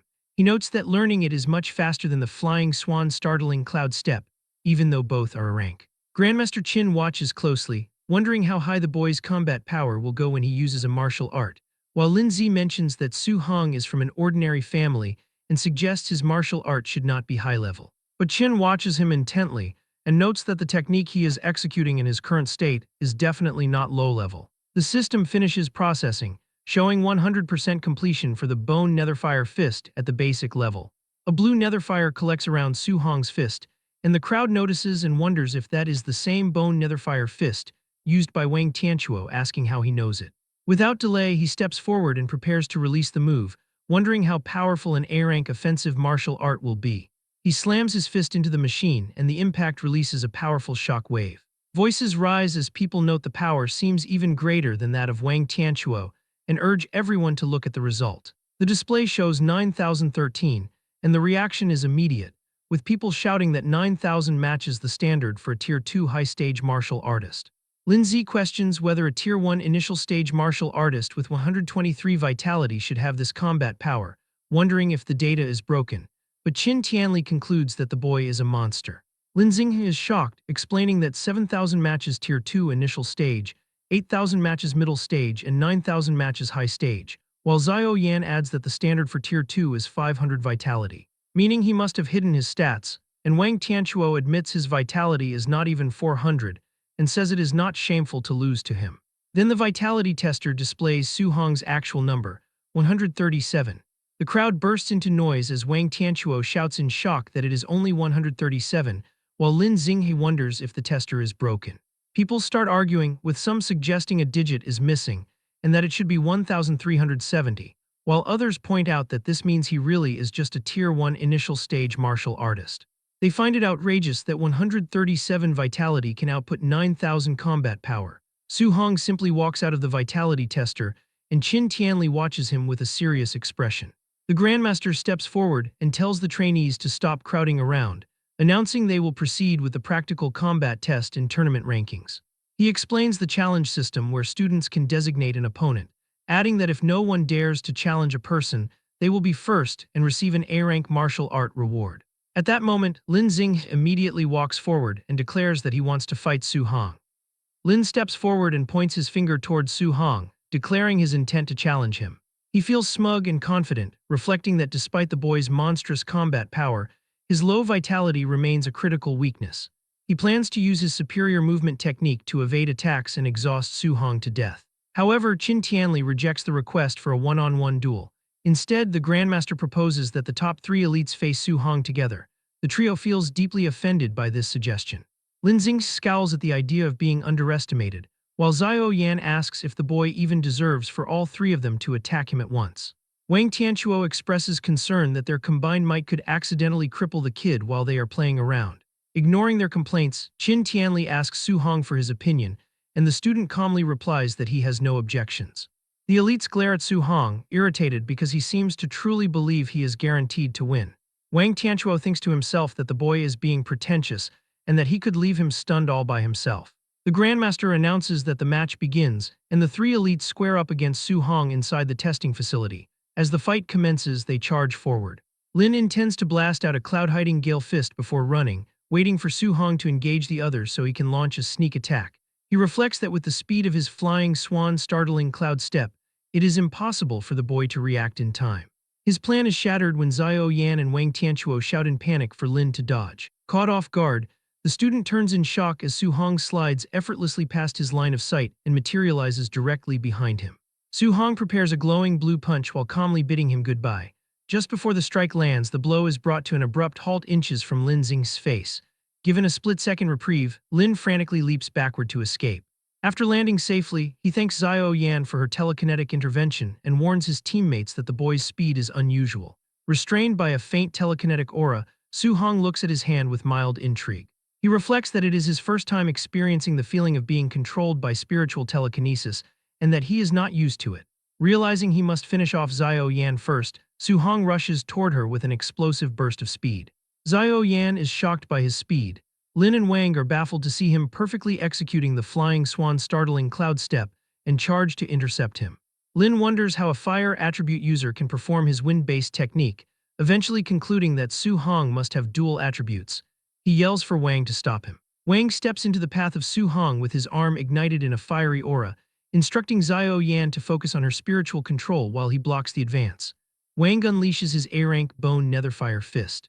Instead of dodging, Su Hong mirrors the attack perfectly, his own fist erupting with the exact same pale blue flames. Before the strikes can connect, Xiao Yan amplifies her telekinetic hold and freezes Su Hong in his tracks. The crushing pressure causes the concrete beneath his feet to crack. Su Hong notes that the spiritual control is even more troublesome than he had initially imagined. Taking advantage of the situation, Lin leaps and brings down a fierce kick aimed at the boy's head. Observing from the sidelines, Qin Tianli muses that it might have been premature to let Su Hong fight all three elites. He reflects that escaping a spirit master's control requires either overwhelming physical strength or counteracting spiritual power. But despite the pressure, a confident smile spreads across the face of Su Hong. The Grandmaster is shocked to see that the boy is actually smiling. Just as the attacks are about to land, Su Hong unleashes a massive surge of brute strength and forcefully shatters the telekinetic bind. The violent backlash causes Xiao Yan to cough up blood as she loses her spiritual control. Now free, Su Hong effortlessly intercepts the attacks of the other two elites, creating a massive shock wave. The spectating trainees erupt in disbelief, terrified that he shattered the telekinesis using only sheer physical strength. They call him a humanoid ferocious beast. With a ruthless motion, Su Hong grabs the limbs of his opponents and twists them. Utilizing his monstrous strength, Su Hong lifts both elites and begins spinning them rapidly through the air. He eventually halts the spin and mercilessly slams both elites face first into the concrete floor. The massive impact shatters the ground, driving the face of Wang into the rubble while Lin coughs up blood. The trainees watch in horror as Su Hong repeatedly lifts and smashes the two elites into the ruined floor. When he finally releases his grip, the once proud elites lie completely motionless, having fainted from the savage beatdown. Standing tall amidst the settling dust, Su Hong has completely dominated the match. He locks an intense gaze onto his last remaining opponent, and Xiao Yan immediately loses her will to fight. Trembling, she throws her hands up and backs away, loudly surrendering and begging him not to come any closer. The spectating trainees are in awe, marveling that Su Hong has single-handedly crushed the camp's strongest trio. Qin Tianli steps forward to silence the commotion. He asks if anyone else dares to challenge Su Hong, declaring that otherwise the young man will take first place. The trainees quickly forfeit to avoid a similar fate, admitting that only an idiot would challenge him now. With no objections, the Grandmaster declares Su Hong the winner. He instructs Lin Zi to organize the remaining matches for the other rankings. He then tells Su Hong to follow him to claim his reward and select a new A-rank martial art. A satisfied smile spreads across the boy's face as he reflects on obtaining another powerful skill. As they walk, the Grandmaster mentions that he has been paying attention to Su Hong since the day he stepped into the training camp. He asks why the boy chose to hide his strength when others eagerly show off. Su Hong explains his caution, stating that without power or influence, sticking his head out too early makes it easy to be targeted. Qin Tianli laughs, appreciating the boy's survival instincts. He confesses that the tournament was arranged specifically for Su Hong to strive for more resources. The Grandmaster advises that in today's world, resources are concentrated on geniuses. He assures Su Hong that he no longer needs to hide his strength and offers his personal protection. Grateful for the backing, Su Hong thanks him. They soon arrive at the martial arts pavilion. Inside, the receptionist stands at attention as the Grandmaster orders her to bring the list of martial arts. He tells Su Hong to look carefully and ask if there is anything he does not understand. Su Hong asks which martial art would be best for him, but before advising, the Grandmaster asks which ones he already knows. Su Hong lists the Bone Netherfire Fist, Flying Swan Startling Cloud Step, Cloud Hiding Gale Fist, and Void Breaking Finger. The Grandmaster's expression tightens as he points out that those techniques are not in the camp's inventory. He asks incredulously if the boy really learned them just by watching Lin Xinghe use them once. When Su Hong casually confirms this, a drop of sweat rolls down the Grandmaster's face. He stares in silence, internally reflecting that the boy is truly a monster. The martial arts pavilion administrator watches in total shock, wondering who Su Hong could be to have Grandmaster Qin Tianli personally assist him in selecting a technique. As they look through the catalog, Qin Tianli suggests that since the boy already possesses offensive and movement skills, a control-type martial art would be best to balance his abilities. He recommends the A-rank Flame Cage, which condenses fire spiritual chi into a prison to trap and immobilize enemies. The Grandmaster explains that control-type arts require spiritual chi to leave the body, which is a difficult step that even most Tier 2 martial artists cannot achieve. Despite Su Hong currently being only at the Tier 1 initial stage, Qin Tianli believes that with his talent, he should be able to learn it. The old man mentions that he has learned this martial art before and offers to demonstrate it first so the boy can decide whether to choose it. Su Hong thanks him, as Qin Tianli summons a small flame from his hand. The Grandmaster notes that the power of control-type arts is immense and explains the battle's strategy. First, trap the enemy with the flame cage, and then launch an attack to achieve a one-hit kill. However, he warns that maintaining the cage while launching an attack would be impossible for the boy to perform right now. Qin Tianli admits that he only mastered that level of coordination after becoming a Tier 3 martial artist. Hearing that it is so difficult, Su Hong immediately shakes his head and tells the Grandmaster he is giving up on the technique and will choose something else. Qin Tianli is surprised by how quickly he surrenders his pride, reflecting that while most geniuses are arrogant, Su Hong actually listens to advice. Internally, Su Hong smiles because the system has already notified him that he acquired the new skill, Fire Flame Cage, just by watching the demonstration. Having already obtained the skill for free, he politely asks the Grandmaster to help him look for a different martial art. Qin Tianli flips through the pages and suggests a defensive technique next. He recommends the A-rank Earth attribute skill, Thick Earth Armor, which condenses battle armor on the user's surface for extremely high defense. Su Hong considers the idea and realizes that adding a defensive art to his special physique will yield incredible results. He tells Qin Tianli that he will follow his advice. As they finalize the choice, the Grandmaster asks what his special physique is called, so Su Hong confidently names it the Overlord Body. Privately hopping, the old man will be so impressed that he offers him a whole basket of A-rank skills.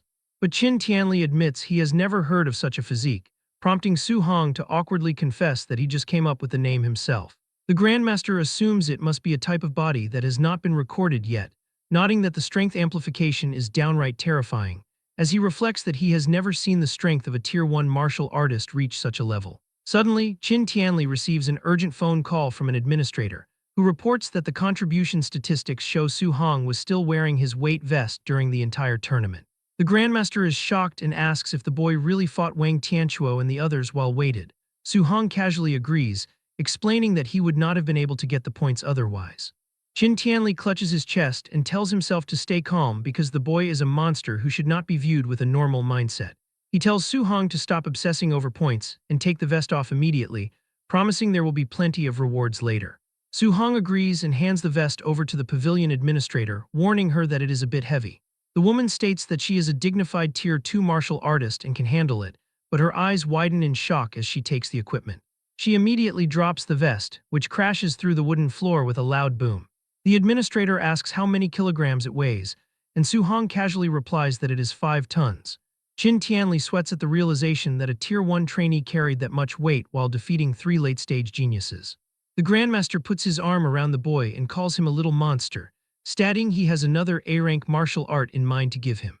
Qin Tianli recalls that Su-hong uses a spear and mentions Grandmaster Zhang Lin of Yang City, who uses an extremely powerful A-rank thunder spear art. He proposes arranging a battle with the rival's student to trick him out of the martial art. Su-hong notes that this is not very nice, but Qin Tianli complains that Zhang Lin constantly mocks his training camp as being full of trash and he wants to mock him back. He tells the boy to go back and prepare, as they will head to Yang City early tomorrow morning. Su-hong returns to his room and is pleased to find the staff has tidied it up. He sits down and observes his system has registered several new skills, including Fire Scorch 4 Fields, Spirit Soul Capture Art, and Thick Earth Armor. He decides to cultivate all 3 to the basic level before morning. Meanwhile, Qin Tianli calls his rival and tells him to get the Thunder Spear art ready for a challenge. Grandmaster Zhang Lin dismisses the threat, bragging that his Yang City training camp has produced a wood spirit body genius who has already broken through to Tier 2. He boasts that his student Lin Chunfeng learned the A-rank control-type martial art, Wood Prison, in just 2 days. Zhang Lin watches as the green-haired student attempts to use the technique, but the wooden vines stop growing and start to dissipate before they can fully trap the target. Lin Chunfeng sighs at his failure, but he confidently tells the Grandmaster that he will reach the basic level within a month. On the phone, Zhang Lin continues to mock Qin Tianli by saying that back in the day, he spent 3 months on it himself, reinforcing that the boy is a monster and saying the student he is bringing is not someone that certain pieces of trash can challenge. Grandmaster Qin tries to argue, but Zhang Lin hangs up. He then tells Lin Chunfeng not to win too easily tomorrow and to act like the fight is narrowly matched to save Qin Tianli some face. Lin Chunfeng stretches his hand out as green energy claws form around it, telling his master to rest assured regarding his acting skills. The next afternoon, Qin Tianli uses his power to fly Su-hong toward the Yang City training camp. The boy admits that he did not expect his first time experiencing flight to be in this kind of situation. They land in the center of the courtyard to meet Zhang Lin and his men. The rival Grandmaster asks what kind of genius has been brought to him, and Qin Tianli introduces Su-hong as a Tier 1 initial stage martial artist who uses a spear as Su-hong politely greets Grandmaster Zhang Lin. But the man stares in annoyed disbelief, asking if Qin Tianli has developed senile dementia to treat a beginner rookie like a treasure. Internally, Zhang Lin begins to sweat as he realizes that a Tier 2 fighting a Tier 1 is an instant kill, meaning Lin Chunfeng's acting skills will be put to the ultimate test. But Qin Tianli ignores the insults and tells his old friend to hurry up and start the fight so they can head back for dinner. A large crowd of trainees gathers at the Yang City training camp arena in a state of high excitement. Many wonder about the visiting genius from Star City, jokingly hoping that the challenger will not be too weak. Zhang Lin introduces the famous Grandmaster Qin Tianli and his student, Su-hong, to the assembled crowd. Smiling awkwardly, Zhang Lin reveals to everyone that Su-hong is at the Tier 1 initial stage. The local trainees erupt in disbelief, feeling insulted that someone so weak would dare to challenge them. They mock Su-hong, pointing out that their champion, Lin Chunfeng, is a Tier 2 martial artist who can crush him instantly. Lin Chunfeng starts sweating nervously after hearing the comments. His master ordered him to make the fight look close to save the pride of Qin Tianli, but he panics over how to fake a fair battle against such a weak opponent. Ignoring the noise, Zhang Lin confirms the bet with Qin Tianli. If his student wins, Qin Tianli must teach him an A-rank martial art. Pretending to be generous, Zhang Lin tells Su-hong that if he somehow manages to win, he can choose an extra A-rank martial art as a prize, and Su-hong politely thanks him for the offer. Qin Tianli sarcastically calls his rival a nice guy while slapping his back. Meanwhile, Zhang Lin remains fully confident that a Tier 1 beginner can never defeat a Tier 2 student who possesses a rare wood spirit body. The competitors step into the arena while the Grandmasters watch from the side. Zhang Lin subtly reminds Lin Chunfeng to hold back his strength. Gripping his sword, the anxious student assures his master that he will comply. As he draws his blade, Lin Chunfeng continues to worry about his acting skills. He is terrified of accidentally hurting the beginner with a single careless strike. Noticing that his opponent is unarmed, Lin Chunfeng asks why Su-hong is not using the spear he brought to the camp. Su-hong casually stretches and replies that he will not use his weapon for now. He reflects that his only spear skill is a basic C-rank technique, which is much weaker than his A-rank fist and movement skills. He realizes that using the spear would put him at a clear disadvantage. Lin Chunfeng misinterprets this practical choice as pure arrogance and grows annoyed. Eager to test this confidence, he leaps into the air and charges at him with his sword.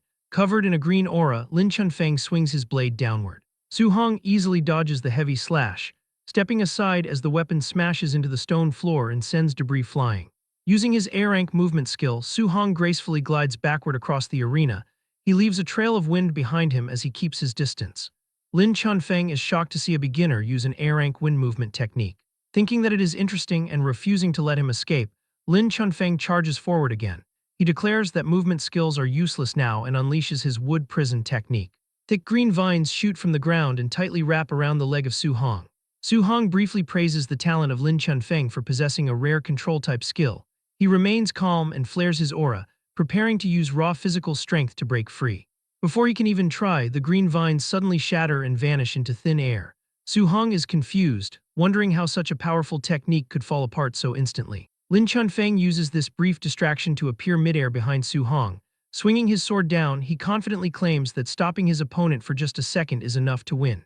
Su Hong is unfazed and calmly looks over his shoulder. He gathers glowing green wind energy around his fist, preparing a quick counterpunch. As he throws the wind-infused strike, Lin Chunfeng realizes with shock that the attack is too fast and will hit him before his sword can land. He desperately uses his wood escape technique to create a thick wooden barrier for protection. The defense proves to be completely useless, as the punch from Su Hong violently shatters the wooden shield into splinters and launches Lin Chunfeng backward with immense force. The battered Lin Chunfeng is completely baffled by the overwhelming physical power of a lower-level beginner. The local trainees are equally shocked to see their champion's A-rank defense easily broken. They fearfully realize that the raw strength of Su Hong is greater than that of a wild beast. Qin Tianli laughs loudly from above the arena, teasing his rival about the sudden turnaround. Jiang Lin is sweating but stubborn, arguing that raw strength alone will not defeat his genius student and tells his rival to keep watching. Su Hong launches himself forward at high speed to chase down Lin Chunfeng. He delivers a fierce kick, but his leg passes right through the target and shatters it into shadows. Su Hong quickly realizes he only hit an afterimage. Using his own A-rank movement skill, Lin Chunfeng appears directly behind him.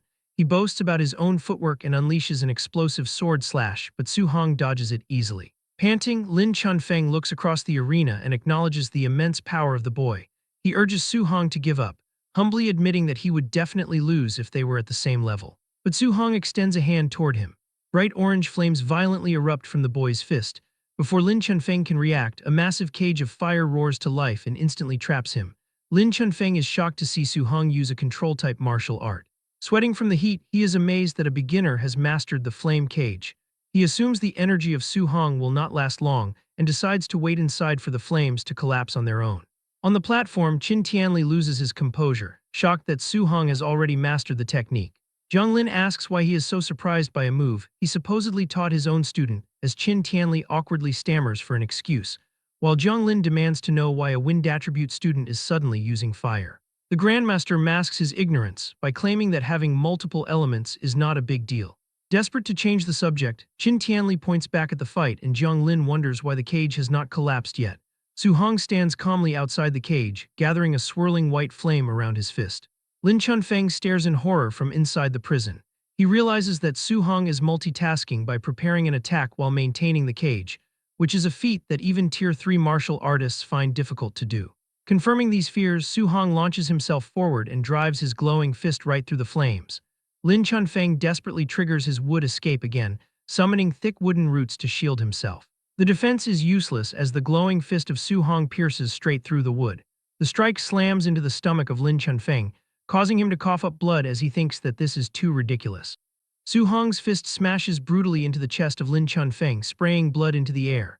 The massive force launches his opponent backward, where he crashes violently against the scorching walls of the flame cage, severely burning his bare back. However, bright green energy instantly flares over the burns, rapidly healing the damaged skin. With a confident smirk, Chunfeng warns Su Hong not to underestimate the healing power of a Tier 2 martial artist's wood spirit body. Su Hong is unfazed and stares at him coldly, figuring that if one punch is not enough to keep him down, he will just throw more. Charging forward, Su Hong unleashes a rapid and relentless barrage of glowing punches, refusing to believe Lin Chunfeng can keep recovering forever. Even while taking the heavy blows, Chunfeng absorbs the damage and taunts his attacker, insisting that the effort is useless because a Tier 1 fighter's stamina can never outlast that of a Tier 2. Chunfeng gathers a dense sphere of green energy in his free hand and challenges him, eager to see whether the flame cage will collapse first or his recovery power will run out first. Realizing his fire energy is running dangerously low, Su Hong suddenly stops attacking, knowing the cage might collapse on its own and turn the situation against him. He cancels the fiery prison himself. As the flames vanish, Lin Chunfeng laughs in triumph, assuming Su Hong has given up and declaring that it is now his turn to attack and that the boy's defeat is guaranteed. However, his arrogant smile quickly vanishes and is replaced by sheer terror. Su Hong gathers a crackling mass of golden lightning and fire in his hand, casually mentioning he had not planned to use this move because it drains too much energy. Lin Chunfeng stares at the terrifying energy in Su Hong's hand and breaks into a cold sweat, stunned that a mere Tier 1 fighter can produce such monstrous power. Panicking, he knows he absolutely cannot let Su Hong get close, so Lin Chunfeng slams his glowing green hands onto the stone floor and channels every ounce of his remaining energy. Roaring the name of his defensive technique, he summons a massive wall of thick wooden pillars that erupt from the floor to shield himself. The eyes of Su Hong flare with intense golden light. Stepping up to the towering wooden wall, he pulls back his fist, which violently crackles with raw lightning energy. With devastating force, Su Hong drives his blazing, lightning-infused fist forward, warping the very air around the impact as the strike pierces straight through the thick wood like paper. The overwhelming punch hits Lin Chunfeng squarely in the face, blasting him backward and sending his unconscious body crashing onto the floor. Su Hong stands calmly among the fatting flames and debris, looking down at his defeated opponent. A stunned silence quickly falls over the massive crowd. The Yang City trainees erupt into panicked disbelief, horrified that their champion was knocked out in one strike despite his Tier 2 healing powers, and they cannot believe Su Hong is still only an early Tier 1 fighter. Grandmaster Jiang Lin breaks into a cold sweat and, staring in absolute shock, turns to his old rival and asks what kind of monster Qin Tianli has brought to the camp. Jiang Lin trembles as he points at the arena, realizing the boy used attribute fusion to achieve that destruction, and he is amazed that a young Tier 1 fighter has already mastered such an advanced technique. Grandmaster Qin Tianli sips his tea innocently and casually remarks that he definitely will not tell his old rival about Su Hong mastering dual attribute fusion in just 1 month, while Jiang Lin stares back in complete disbelief. Continuing to brag, Qin Tianli looks away and adds that if Jiang Lin knew Su Hong had 100% compatibility with all 7 elements and was training 7 guidance techniques at once, he would probably drop dead from fright. Pretending to be clumsy, Qin Tianli cheerfully apologizes for letting the secret slip, though his smug face shows he does not regret it at all. Meanwhile, Jiang Lin stands paralyzed as his mind struggles to process how a student could achieve such insane feats in a single month. Qin Tianli throws an arm around his dazed rival and brings up their bet, demanding that since Su Hong won the match, Jiang Lin must teach the boy the A-Rank Thunder Spirit Art and his ultimate Palm Thunder, to which Jiang Lin mindlessly agrees. Sometime later, inside a massive dome-shaped training room, Su Hong and Jiang Lin stand across from each other in a high-tech arena while holding practice spears. Jiang Lin stares at the young trainee, still amazed by the monstrous potential of the boy, admitting to himself that he has never met anyone like Su Hong in his entire life. Pushing aside his shock, Jiang Lin introduces the technique he is about to show, an A-Rank Thunder Spear art called the 9 Heaven-Breaking Spears. As blue lightning violently crackles around his grip, Jiang Lin explains that the art has 3 stances, with 3 unique moves in each stance for a total of 9, and he warns that both the destructive power and the difficulty increase heavily with each stance. Noting the extreme difficulty, Jiang Lin says he would normally never teach it to a fighter below Tier 4, yet given the rare talent of Su Hong, he is confident the boy can learn the first stance without issue. Jiang Lin tells Su Hong to watch closely as his eyes glow. He unleashes the first stance, River Overturning, sending a massive wave of pure lightning crashing down vertically through the arena. Moving smoothly to the next attack, Jiang Lin announces the second stance, Sea Inverting. Sweeping his spear, he summons a huge wave of lightning that surges across the arena like a raging ocean. Su Hong grips his own weapon tightly while watching the incredible display, feeling like a tiny boat lost at sea within the simulated storm, knowing even a single stray bolt could completely capsize him. Without pausing, Jiang Lin performs the third stance, Heaven Breaking. He thrusts his spear, releasing a piercing blast of lightning that strikes the center of the room with explosive force. The residual power of that last spear strike whips up a massive and terrifying tornado of swirling electricity. Su Hong observes the fierce storm and realizes the Grandmaster clearly pulled his punch so as not to destroy the room, and even though he feels like a mere ant in front of him right now. The eyes of Su Hong shine with determination as he firmly resolves that in the future, he will also possess such combat power. As the storm finally fades, Zhang Lin hands Su Hong a small manual explaining the 9 heaven-breaking spears, telling the trainee to practice on his own first and offering to answer any questions if he does not understand something. Su Hong respectfully thanks the Grandmaster for his guidance, but Jiang Lin smiles warmly and says there is no need for thanks as he is just honoring the bet. He promises that once Su Hong masters the first stance, he will teach the second martial art, Palm Thunder, casually adding that while the spear art is strong, its power still falls far short compared to his ultimate Palm Thunder. Su Hong holds the manual tightly with excitement, amazed that Palm Thunder could be even more powerful, and resolves to hurry up and learn this spear art. Waving his hand, Jiang Lin turns to leave the dome, mentioning he has matters to discuss with Qin Tianli and promising to return in a bit to see how the practice is going. An hour later, Grandmaster Jiang Lin returns to the training room and asks Su Hong if he has grasped the trick yet, telling the boy there is no need to rush as it usually takes months to learn. However, he stops dead in his tracks as he sees Su Hong surrounded by a massive, swirling vortex of golden lightning. Su Hong then unleashes a powerful, crackling blast of electricity from his spear. As the lightning fades, Su Hong turns to the Grandmaster and actually complains that the spear art is too difficult, mentioning he has only barely reached the basic level for now. He then immediately asks to be taught the ultimate skill, Palm Thunder. Jiang Lin is left completely dumbfounded and wonders if he is looking at the talent of a true monster. Later, as the sun sets over the horizon, Jiang Lin sits outside the dome with a completely blank expression on his face. Grandmaster Qin Tianli approaches and asks why he is dazed, questioning if he has finished teaching the boy Palm Thunder. Still in shock, Jiang Lin simply says he is done and tells Qin Tianli to go see the results for himself. Skeptical, Grandmaster Qin heads toward the door while wondering if his rival is holding back, noting that Palm Thunder is impossible to learn without hand-in-hand instruction. His words die in his throat the moment he opens the door to find Su Hong crackling with electricity, holding a perfect, high-density ball of lightning in his hands, as he cheerfully announces he has finally learned the skill. Both Grandmasters stand in the doorway, completely stunned, as even Qin Tianli is shocked by the boy's terrifying speed. Jiang Lin despairs as he remembers it took him 3 long months to master the same skill, a feat for which his own teachers had praised him as a genius. Recovering from the shock, Jiang declares that the child's future is limitless and he will definitely reach Tier 9. Qin tells him to stop sighing and offers to take his rival out for a meal, nodding they haven't got together as brothers in a long time. After that, he tells Su Hong that the camp's teaching assistant will arrange a temporary dorm for him since they will depart the next day. Su Hong agrees. That night in his dorm, Su Hong reviews his system interface and notes that after defeating Wang Tianchuo's group and Lin Chunfeng, he has earned 230 martial value points. He realizes his vitality is currently too low and that his spiritual power, physique, and martial arts also need continued upgrading. He knows that 230 points is nowhere near enough for his needs. Since he believes the cultivation realm is the ultimate foundation, Su Hong decides he must prioritize upgrading his vitality. After spending his points, his vitality rises to 138.6, but he realizes he needs a new way to earn more martial value.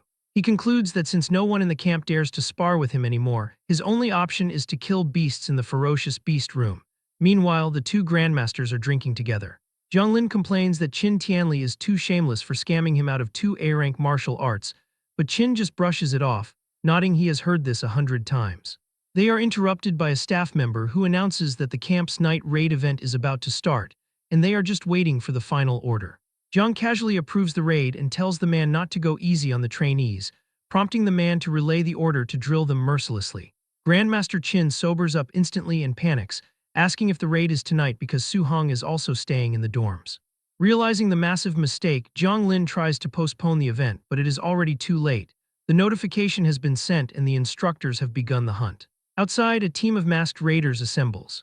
Bu Jingfeng, who was previously humiliated by Su Hong, asks his brother Bu Jinglong why a Tier 2 high-level martial artist is participating in a simple night raid. Jinglong explains that Grandmaster Jiang Lin specifically asked him to handle a wood spirit body trainee with strong recovery abilities. Jinglong remarks that the Grandmaster is just making him bully a kid who is only at the Tier 2 initial stage, but Jingfeng pauses, nodding the description sounds very familiar. Jinglong smirks and teases his brother about being counterkilled during a previous night raid, telling him he really embarrassed the family. A flustered Bu Jingfeng defends himself, claiming he underestimated the enemy and vowing to eliminate Su Hong if they meet again. Jinglong mockingly questions if beating a Tier 1 initial stage is even something to be proud of, He then orders everyone to put on their hoods and charge. The peace of the dorm is shattered as the masked instructors launch a surprise ambush, smashing through the doors. The commotion alerts Su-hong, who looks out and realizes a night raid is currently underway. He watches an instructor punch a naked student who yells at the man for having no martial virtue. The masked man then spots Su-hong and lunges at him, surprised they actually missed a student during the first wave. Before the man can even react, Su-hong delivers a devastating uppercut that sends the instructor crashing straight into the ceiling. With the instructor stuck in the rafters, an annoyed Su-hong ignites a flame in his hand, complaining that since he isn't even a student here, they shouldn't be attacking him. Looking at the raiders' dark clothes and covered head, Su-hong suddenly has a brilliant idea. He considers that if he changes his clothes and pretends to be a raider, he can openly defeat the students to earn massive martial value. A sly smile spreads across his face, even though he wonders for a second if this would be inappropriate. Down the hall, a naked student begs a masked instructor to wait until he can put his boxers on, but the raider just laughs and tells him to stay still and be knocked out. Suddenly, a disguised Su-hong bursts into the room and announces that he has come to help. The real instructor turns around, confused, and asks what the newcomer is doing there since he is the one in charge of this specific area. Without saying a word, Su-hong punches the instructor through the concrete wall. The student stares in absolute shock, wondering why the raiders are suddenly fighting each other. Su-hong immediately dashes out, declaring he is going to make a killing and earn hundreds of points tonight, while the naked student wonders why he was spared. Thrilled, Su-hong runs down the hall with a flaming fist, realizing that since these raiders are all high tier, he can finally fight without holding back. He then tears through both trainees and raiders alike, beating them down mercilessly until the raiders start screaming that there is a mole in their group. After kicking another opponent into the distance, Su-hong notes that the first floor is cleared and decides to head for the second floor next. On the next level, Su-hong moves like a golden blur, unleashing a flurry of strikes that take down anyone standing in his path. As he races toward the third floor, Su-hong laughs, feeling like he has finally hit the jackpot as his system rewards him for every person he defeats. On the third floor, a group of masked instructors is busy watching the intense battle between Lin Chunfeng and Bu Jinglong. They are impressed by the student's resilience and note that his recovery ability is terrifying, warning that Bu Jinglong will be in danger if the fight drags on. Su-hong walks right up to the spectating raiders and asks why so many of them are blocking the way. Not realizing he is an imposter, they tell him that the other students are beaten and only the wood spirit body remains. Su-hong steps forward with golden energy igniting around his fist and declares there is no need to keep watching.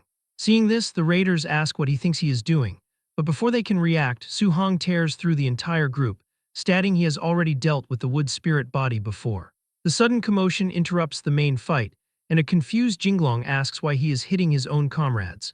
Su-hong flares his golden aura and challenges everyone to come at him together. Hearing this, Bu Jinglong tells Lin Chunfeng to step aside and rest, as he intends to deal with the rogue raider personally. He is furious that someone has interfered and charges towards Su-hong, shouting that he will teach him a lesson for breaking the rules of the Night Raiders. Su-hong remains unfazed and channels golden energy into his hand, forming a powerful Vajra fist to meet Jinglong's attack head-on in a fierce clash. The sheer force of the impact sends Jinglong stumbling backward, leaving him stunned by the incredible physical strength of his opponent. He realizes Su-hong is no ordinary fighter and quickly changes his mind, yelling for Lin Chunfeng to join the fight. Chunfeng immediately unleashes his wood prison technique, causing thick vines to erupt from the floor. However, Su-hong swiftly flips out of the way and evades them with ease. Using the distraction, Jinglong appears right behind Su-hong and throws a heavy punch, only for it to slam into a glowing purple thick earth armor that suddenly covers the body of Su-hong. Jinglong stares in absolute shock, wondering where this monstrous fighter came from and how he could so easily block a high-level Tier 2 attack. Before he can even process what has happened, Su-hong vanishes and reappears, smashing the elite instructor into the wall with enough force to shatter his armor and make him cough up blood. Su-hong does not pause and leaps over the stunned Lin Chunfeng to drive his blazing fist into the back of the trainee's head, smashing him face first into the ground and knocking him out cold.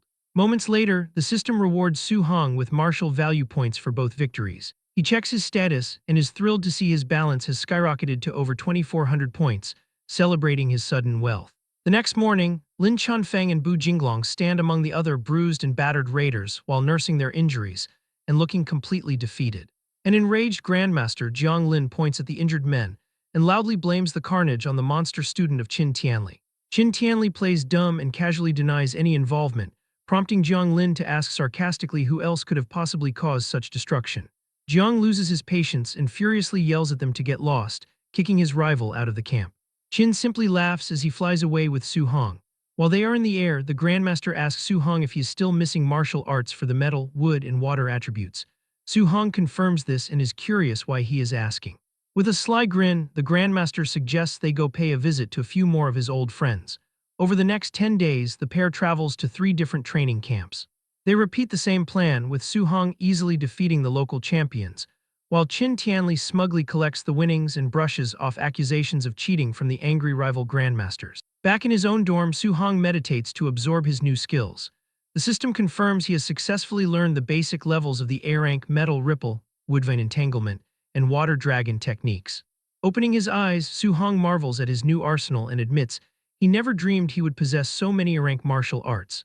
Seeing his martial value is now close to 3,000 points, he decides it is finally time to use them to increase his core vitality. Su Hong begins to pour all his accumulated points into his vitality. As the system registers the upgrades, his body surges with intense heat and swells painfully with raw energy. He is sweating heavily from the sudden expansion and realizes he might have added too much at once as his vitality shoots up to 450. As his body slowly returns to normal, a panting Su Hong kneels on the floor. Despite the pain, he is thrilled to realize he is now only 50 points away from breaking through to become a Tier 2 martial artist.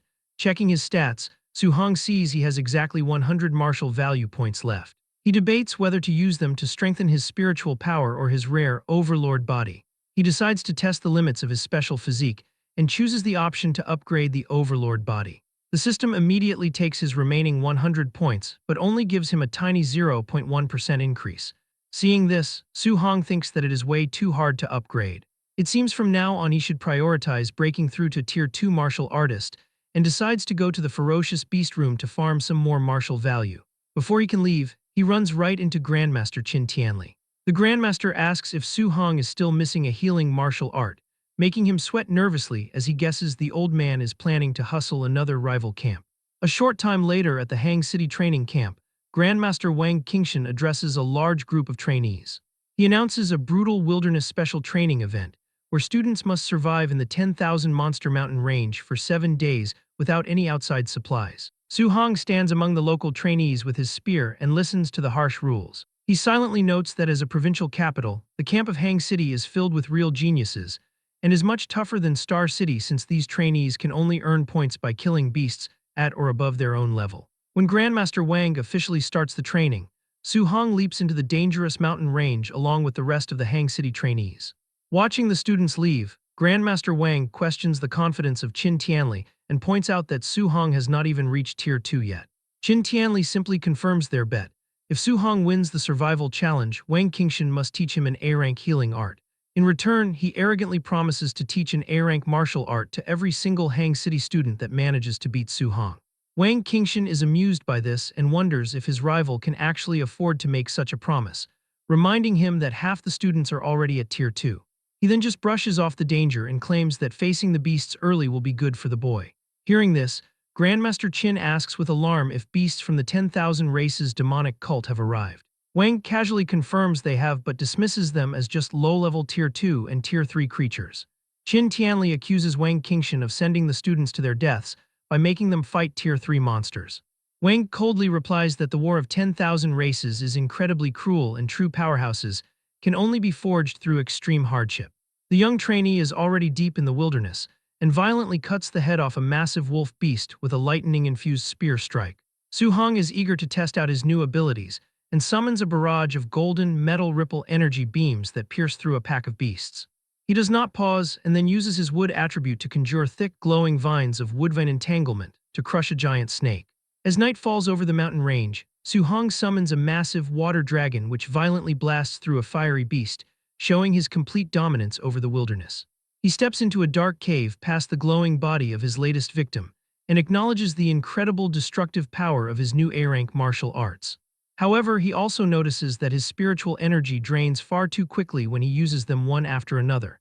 Standing in the bloody cave, Su Hong checks his system. Seeing he has earned over 500 martial value points and his vitality is maxed out, he decides it is time to push for his Tier 2 breakthrough.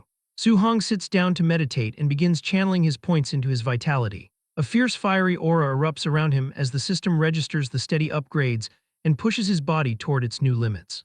Meanwhile, deep in the forest, a red-haired cultist grumbles as he patrols the dark woods. He complains about having to check the perimeter in the middle of the night, certain that no one could possibly find their hidden sacrificial grounds in such a remote mountain range. He suddenly stops in his tracks when he notices the freshly killed body of a massive beast lying just outside the dark cave where Su-hong is meditating. He realizes that an intruder has wandered into their territory after all. Standing at the cave entrance, the cultist calls out maliciously to whoever is hiding inside.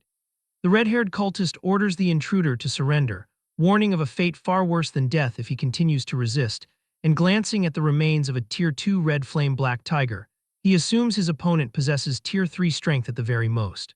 From inside the cave, Su-hong listens to the man's arrogant tone, and since the cultist speaks so dismissively of Tier 3 martial artists, Su-hong suspects he might be facing a formidable Tier 4 expert.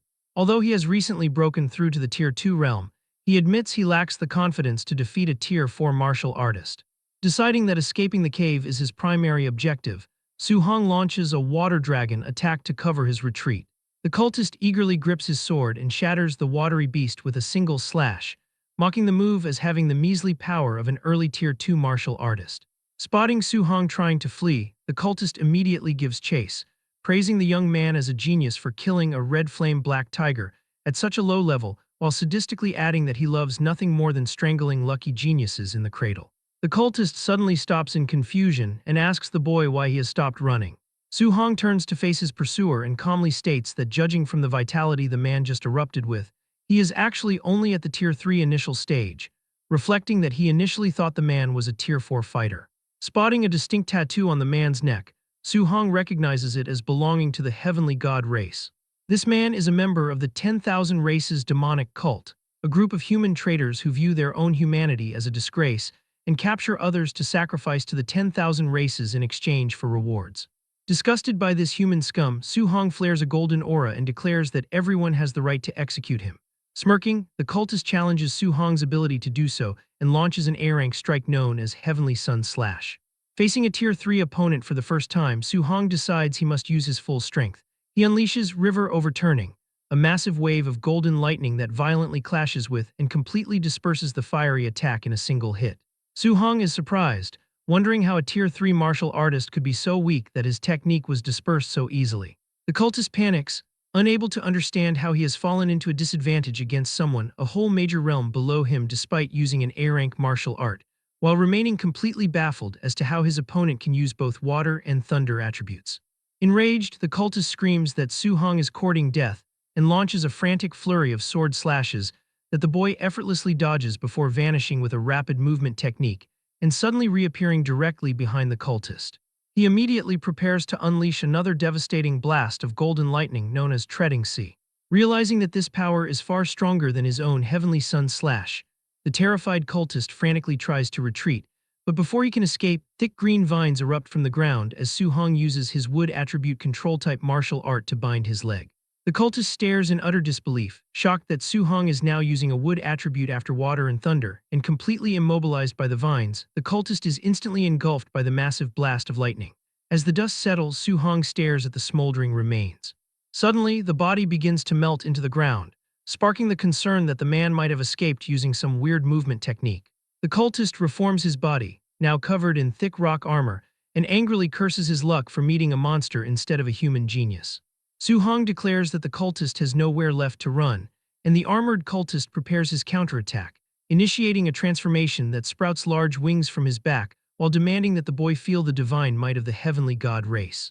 Su-hong thrusts his spear forward and mocks the man for mutating into such a sick appearance, stating the demonic cult is completely insane. The cultist catches the spear tip with his bare armored hand, bragging that once he finishes his bloodline modification, he will be a true member of the heavenly god race. He declares that his sacrificial event will not tolerate any interruption. Su-hong immediately retaliates, unleashing a fierce blast of fire that pierces straight through the wing of the cultist. Capitalizing on the opening, Su-hong instantly activates his flame cage technique, trapping the cultist inside a blazing prison.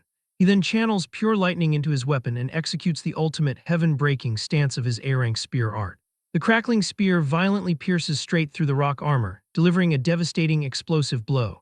The cultist gasps out the word monster as his mutated body completely shatters into pieces just moments later.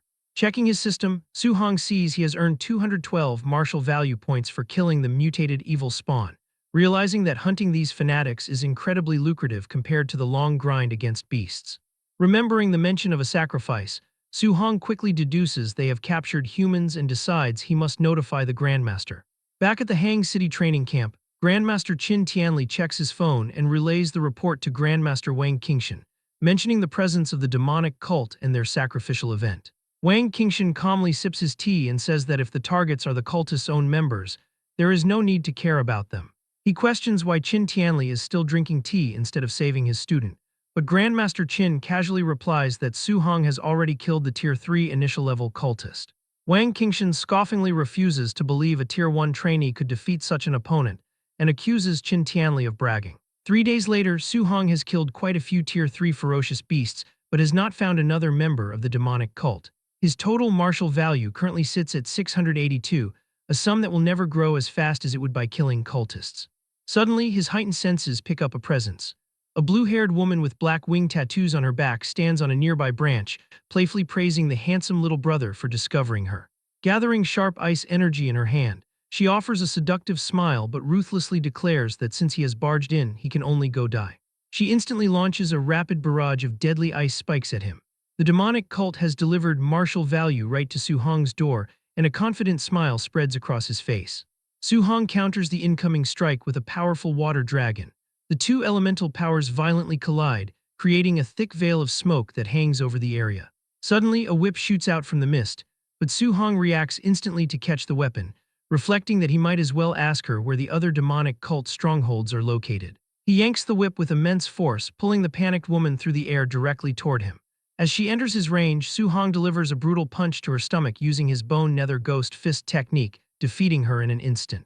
Standing over her, he points his spear at her neck and demands she speak, asking where the stronghold of her 10,000 races demonic cult is hidden.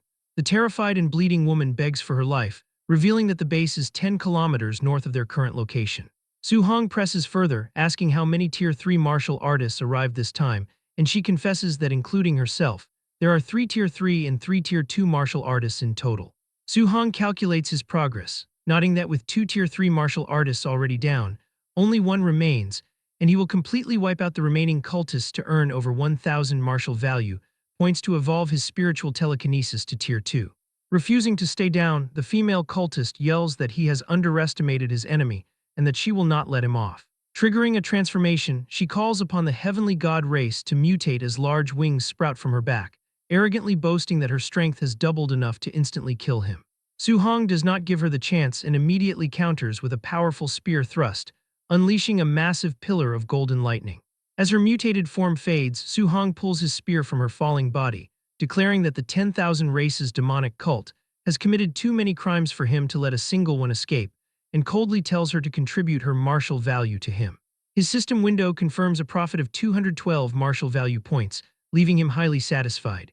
Meanwhile, at the 10,000 races demonic cult sacrifice stronghold, a small group of trainees find themselves completely surrounded near a massive stone pyramid. The trapped Hang City trainees panic, realizing it is a deadly trap and that they were lied to about the numbers, cursing their intelligence report as they face a large squad of Tier 3 martial artists instead of just a few Tier 2s. The Blood Commander coldly orders his men to kill the intruders. The cultists eagerly charge, targeting the 3 Tier 2 middle-stage geniuses while maliciously declaring they will skin them and pull out their tendons as sacrifices to their lords. Refusing to go down without a fight, the desperate trainees decide to perish together, trusting that their Grandmaster will avenge them. High above the battlefield, the Grandmasters are calmly observing the situation, and Wang Qingshan proudly points out his top 3 geniuses to Qin Tianli, who acknowledges their bravery for fighting with their lives on the line, while Wang Qingshan suggests letting them fight for a bit and only intervening if things get truly bad. However, Qin Tianli smirks confidently and tells him there is no need for them to make a move. He points out that his family's little monster, Su-hong, is already diving into the valley to save the students. Wang glares at him in disbelief, asking how much fake alcohol he drank today to dare to brag like that, scoffing at the idea that a Tier 1 high-level trainee could save people from a group of Tier 3 martial artists. Down in the valley, one of the top trainees steps forward to cover his teammates, declaring that they should retreat quickly, but they refuse, stating that if they die, they will die together. A cultist lunges with glowing red claws, laughing that none of them will get away. Suddenly, a crackling spear of golden lightning shoots past the trainees and pins the cultist to a tree, killing him instantly. The remaining cultists stop in their tracks and angrily demand to know who goes there. Su-hong appears in their midst like a flash of lightning. Using his 9 heaven-breaking spears, river-overturning skill, he grabs 2 cultists and brutally smashes them together. He then gathers his energy and unleashes a blinding flurry of lightning punches through his palm thunder technique, instantly stopping several more enemies. Standing among the defeated bodies, Su-hong calmly asks the stunned trainees if they are all right. The Hang City geniuses stare in awe, recognizing him as Su-hong from Star City and marveling at how he could instantly kill so many Tier 3 martial artists. Watching from the air, Wang Qingshan breaks into a nervous sweat, asking Qin Tianli why his student knows Palm Thunder when he was supposed to be taught healing martial arts. And seeing Su-hong continuously cast the skill, he suspects the boy has already broken through to Tier 2. Qin Tianli is secretly just as shocked, realizing it has only been a few days since he last saw the boy as a Tier 1 initial stage, finding this cultivation speed completely ridiculous. Back in the valley, Su-hong tells the Hang City trainees that he will cover them and they should go first, and still dazed by his power, they tell him to be careful as they quickly retreat. A greedy grin spreads across Su-hong's face as he reflects that the woman dared to lie to him, given that there are actually over a dozen Tier 3 martial artists present. He excitedly thinks that they are all his and no one is allowed to fight him for them, nodding that taking out one is worth at least 200 martial value, making this a massive profit. Suddenly, a huge cultist charges at Su-hong, calling him a stinking rat and roaring that he will smash him into meat paste. Unfazed, Su-hong easily dodges the brute's guard and delivers a heavy punch, sending the massive man crashing down. Su-hong gathers more lightning in his hands and tells the remaining enemies that it is now their turn. Terrified by his overwhelming strength, the surviving cultists back away and tell him not to come any closer. They scream that he is a devil and beg the Blood Commander to save them. The man at the top of the pyramid inhales deeply, looking over the dead bodies with a look of crazy joy. He happily announces that the 10,000 races holy cult will not forget their sacrifice and that it is all worth it. Su-hong pauses in confusion as he notices the blood from the fallen enemies is gathering and floating toward the top of the pyramid. He wonders if this is what they call a sacrifice. The massive amount of blood suddenly bursts with a blinding light, transforming the man into a figure with large white wings as he arrogantly calls them lowly humans and demands to know why they aren't kneeling before a noble of the heavenly god race. Su-hong grips his spear with an excited look. He figures that if killing a mutated demonic cultist gives that much martial value, he will get even more for killing a real member of the heavenly god race. The member of the heavenly god race stares down at Su-hong with pure arrogance, questioning who permitted a mere ant to look up at him and declaring that he must die for his insolence. The winged man vanishes in a blur and reappears directly behind the boy. Su-hong panics as he is caught completely off guard by the entity's incredible speed. Su-hong narrowly manages to block the incoming attack, but the massive force causes the earth beneath him to shatter. The winged man smirks, finding it interesting that such a capable warrior exists among the younger generation of humans. Meanwhile, Su-hong reflects on the fact that the heavenly god race is indeed extremely powerful. Floating in the air, the possessed cultist admits he thought this possession would involve nothing more than killing a few human ants, but he identifies Su-hong as a monster genius and decides to kill him right now to remove the threat forever. Suddenly, the host's arm cracks under the strain as the divine power begins to overwhelm a physical body that hasn't even reached Tier 4 vitality. Even so, he declares that Tier 3 peak strength is more than enough to kill an ant like Su-hong and prepares to throw another devastating punch. Su-hong overhears the muttered complaints and realizes this is not a true heavenly god, but rather a human body possessed by one. Su-hong channels golden lightning into a thunder rush fist, declaring that it remains to be seen who will kill whom as he lunges forward. The two clash violently, exchanging devastating strikes that cause the entire valley to shake. Watching from above, Qin Tianli casually remarks on the formidable physical body of the heavenly god race, while Wang Qingshan asks in surprise why the focus is on the enemy, as he is completely baffled that a lower realm fighter is using pure physical strength to match and even suppress an opponent possessed by a heavenly god. Su-hong strikes the enemy with a heavy lightning punch, forcing the entity to stagger back. The injured heavenly god demands to know what kind of physique the human possesses, reeling with disbelief that even on the all-heavens battlefield against chosen ones, he never suffered a loss in physical strength. Su-hong looks relaxed and smirks at him, asking if something is wrong and goading him to keep going. Su-hong flares his aura with a feeling of exhilaration, reflecting that since awakening the overlord body, he was afraid of killing people by mistake, but now he can focus entirely on how to kill his opponent. He remarks that if the heavenly god's true body were here, the battle would be even more satisfying. The heavenly god screams in fury at being humiliated by a human ant before unleashing his ultimate technique, Divine Arsenal. A multitude of golden spears manifest from glowing portals. Floating above, he declares Su Hong is the first one to ever force him to use this move. Su Hong senses that the golden spears have the power to destroy a Tier 3 martial artist, but a system notice suddenly appears stating this martial art cannot be learned, leaving him to wonder if there are skills that simply cannot be copied. Wang Qingshan identifies the move as Divine Arsenal, an innate skill only those with pure bloodlines can cast, while Qin Tianli wonders if the enemy's bloodline is pure enough to make him a big shot in his race. Grandmaster Wang insists they must hurry and save Su Hong, fearing a precious treasure like him might die, but Qin Tianli tells him not to panic because Su Hong still has his own ultimate move. Qin Tianli smugly reveals that Su Hong has 100% compatibility with all 7 attributes and already mastered the fusion of thunder and fire as a Tier 1 martial artist, leaving Wang Qingshan utterly shocked. The heavenly god admits Su Hong will become a massive threat if allowed to grow up, and declares that his life must end today. He fires the barrage of golden spears down toward Su Hong. Su Hong smirks and tells the enemy that he is also the first to make him use his full strength. He channels lightning into his weapon and prepares the third stance of the 9 heaven-breaking spears. Su Hong shouts heaven-breaking and thrusts his spear upward, unleashing a massive blast of raw lightning that effortlessly obliterates the golden spears. The heavenly god screams that it is impossible as the destructive energy surges toward him. The attack triggers a massive explosion, carbonizing the enemy's body and shattering it into pieces. The strike even slices the massive stone pyramid in half. Su Hong stands before the ruins, trembling and exhausted, but he smirks as his system shows he earned 843 martial value points, proving the fight was worth the effort. Wang Qingshan lands nearby and calls him a precious treasure and a great genius.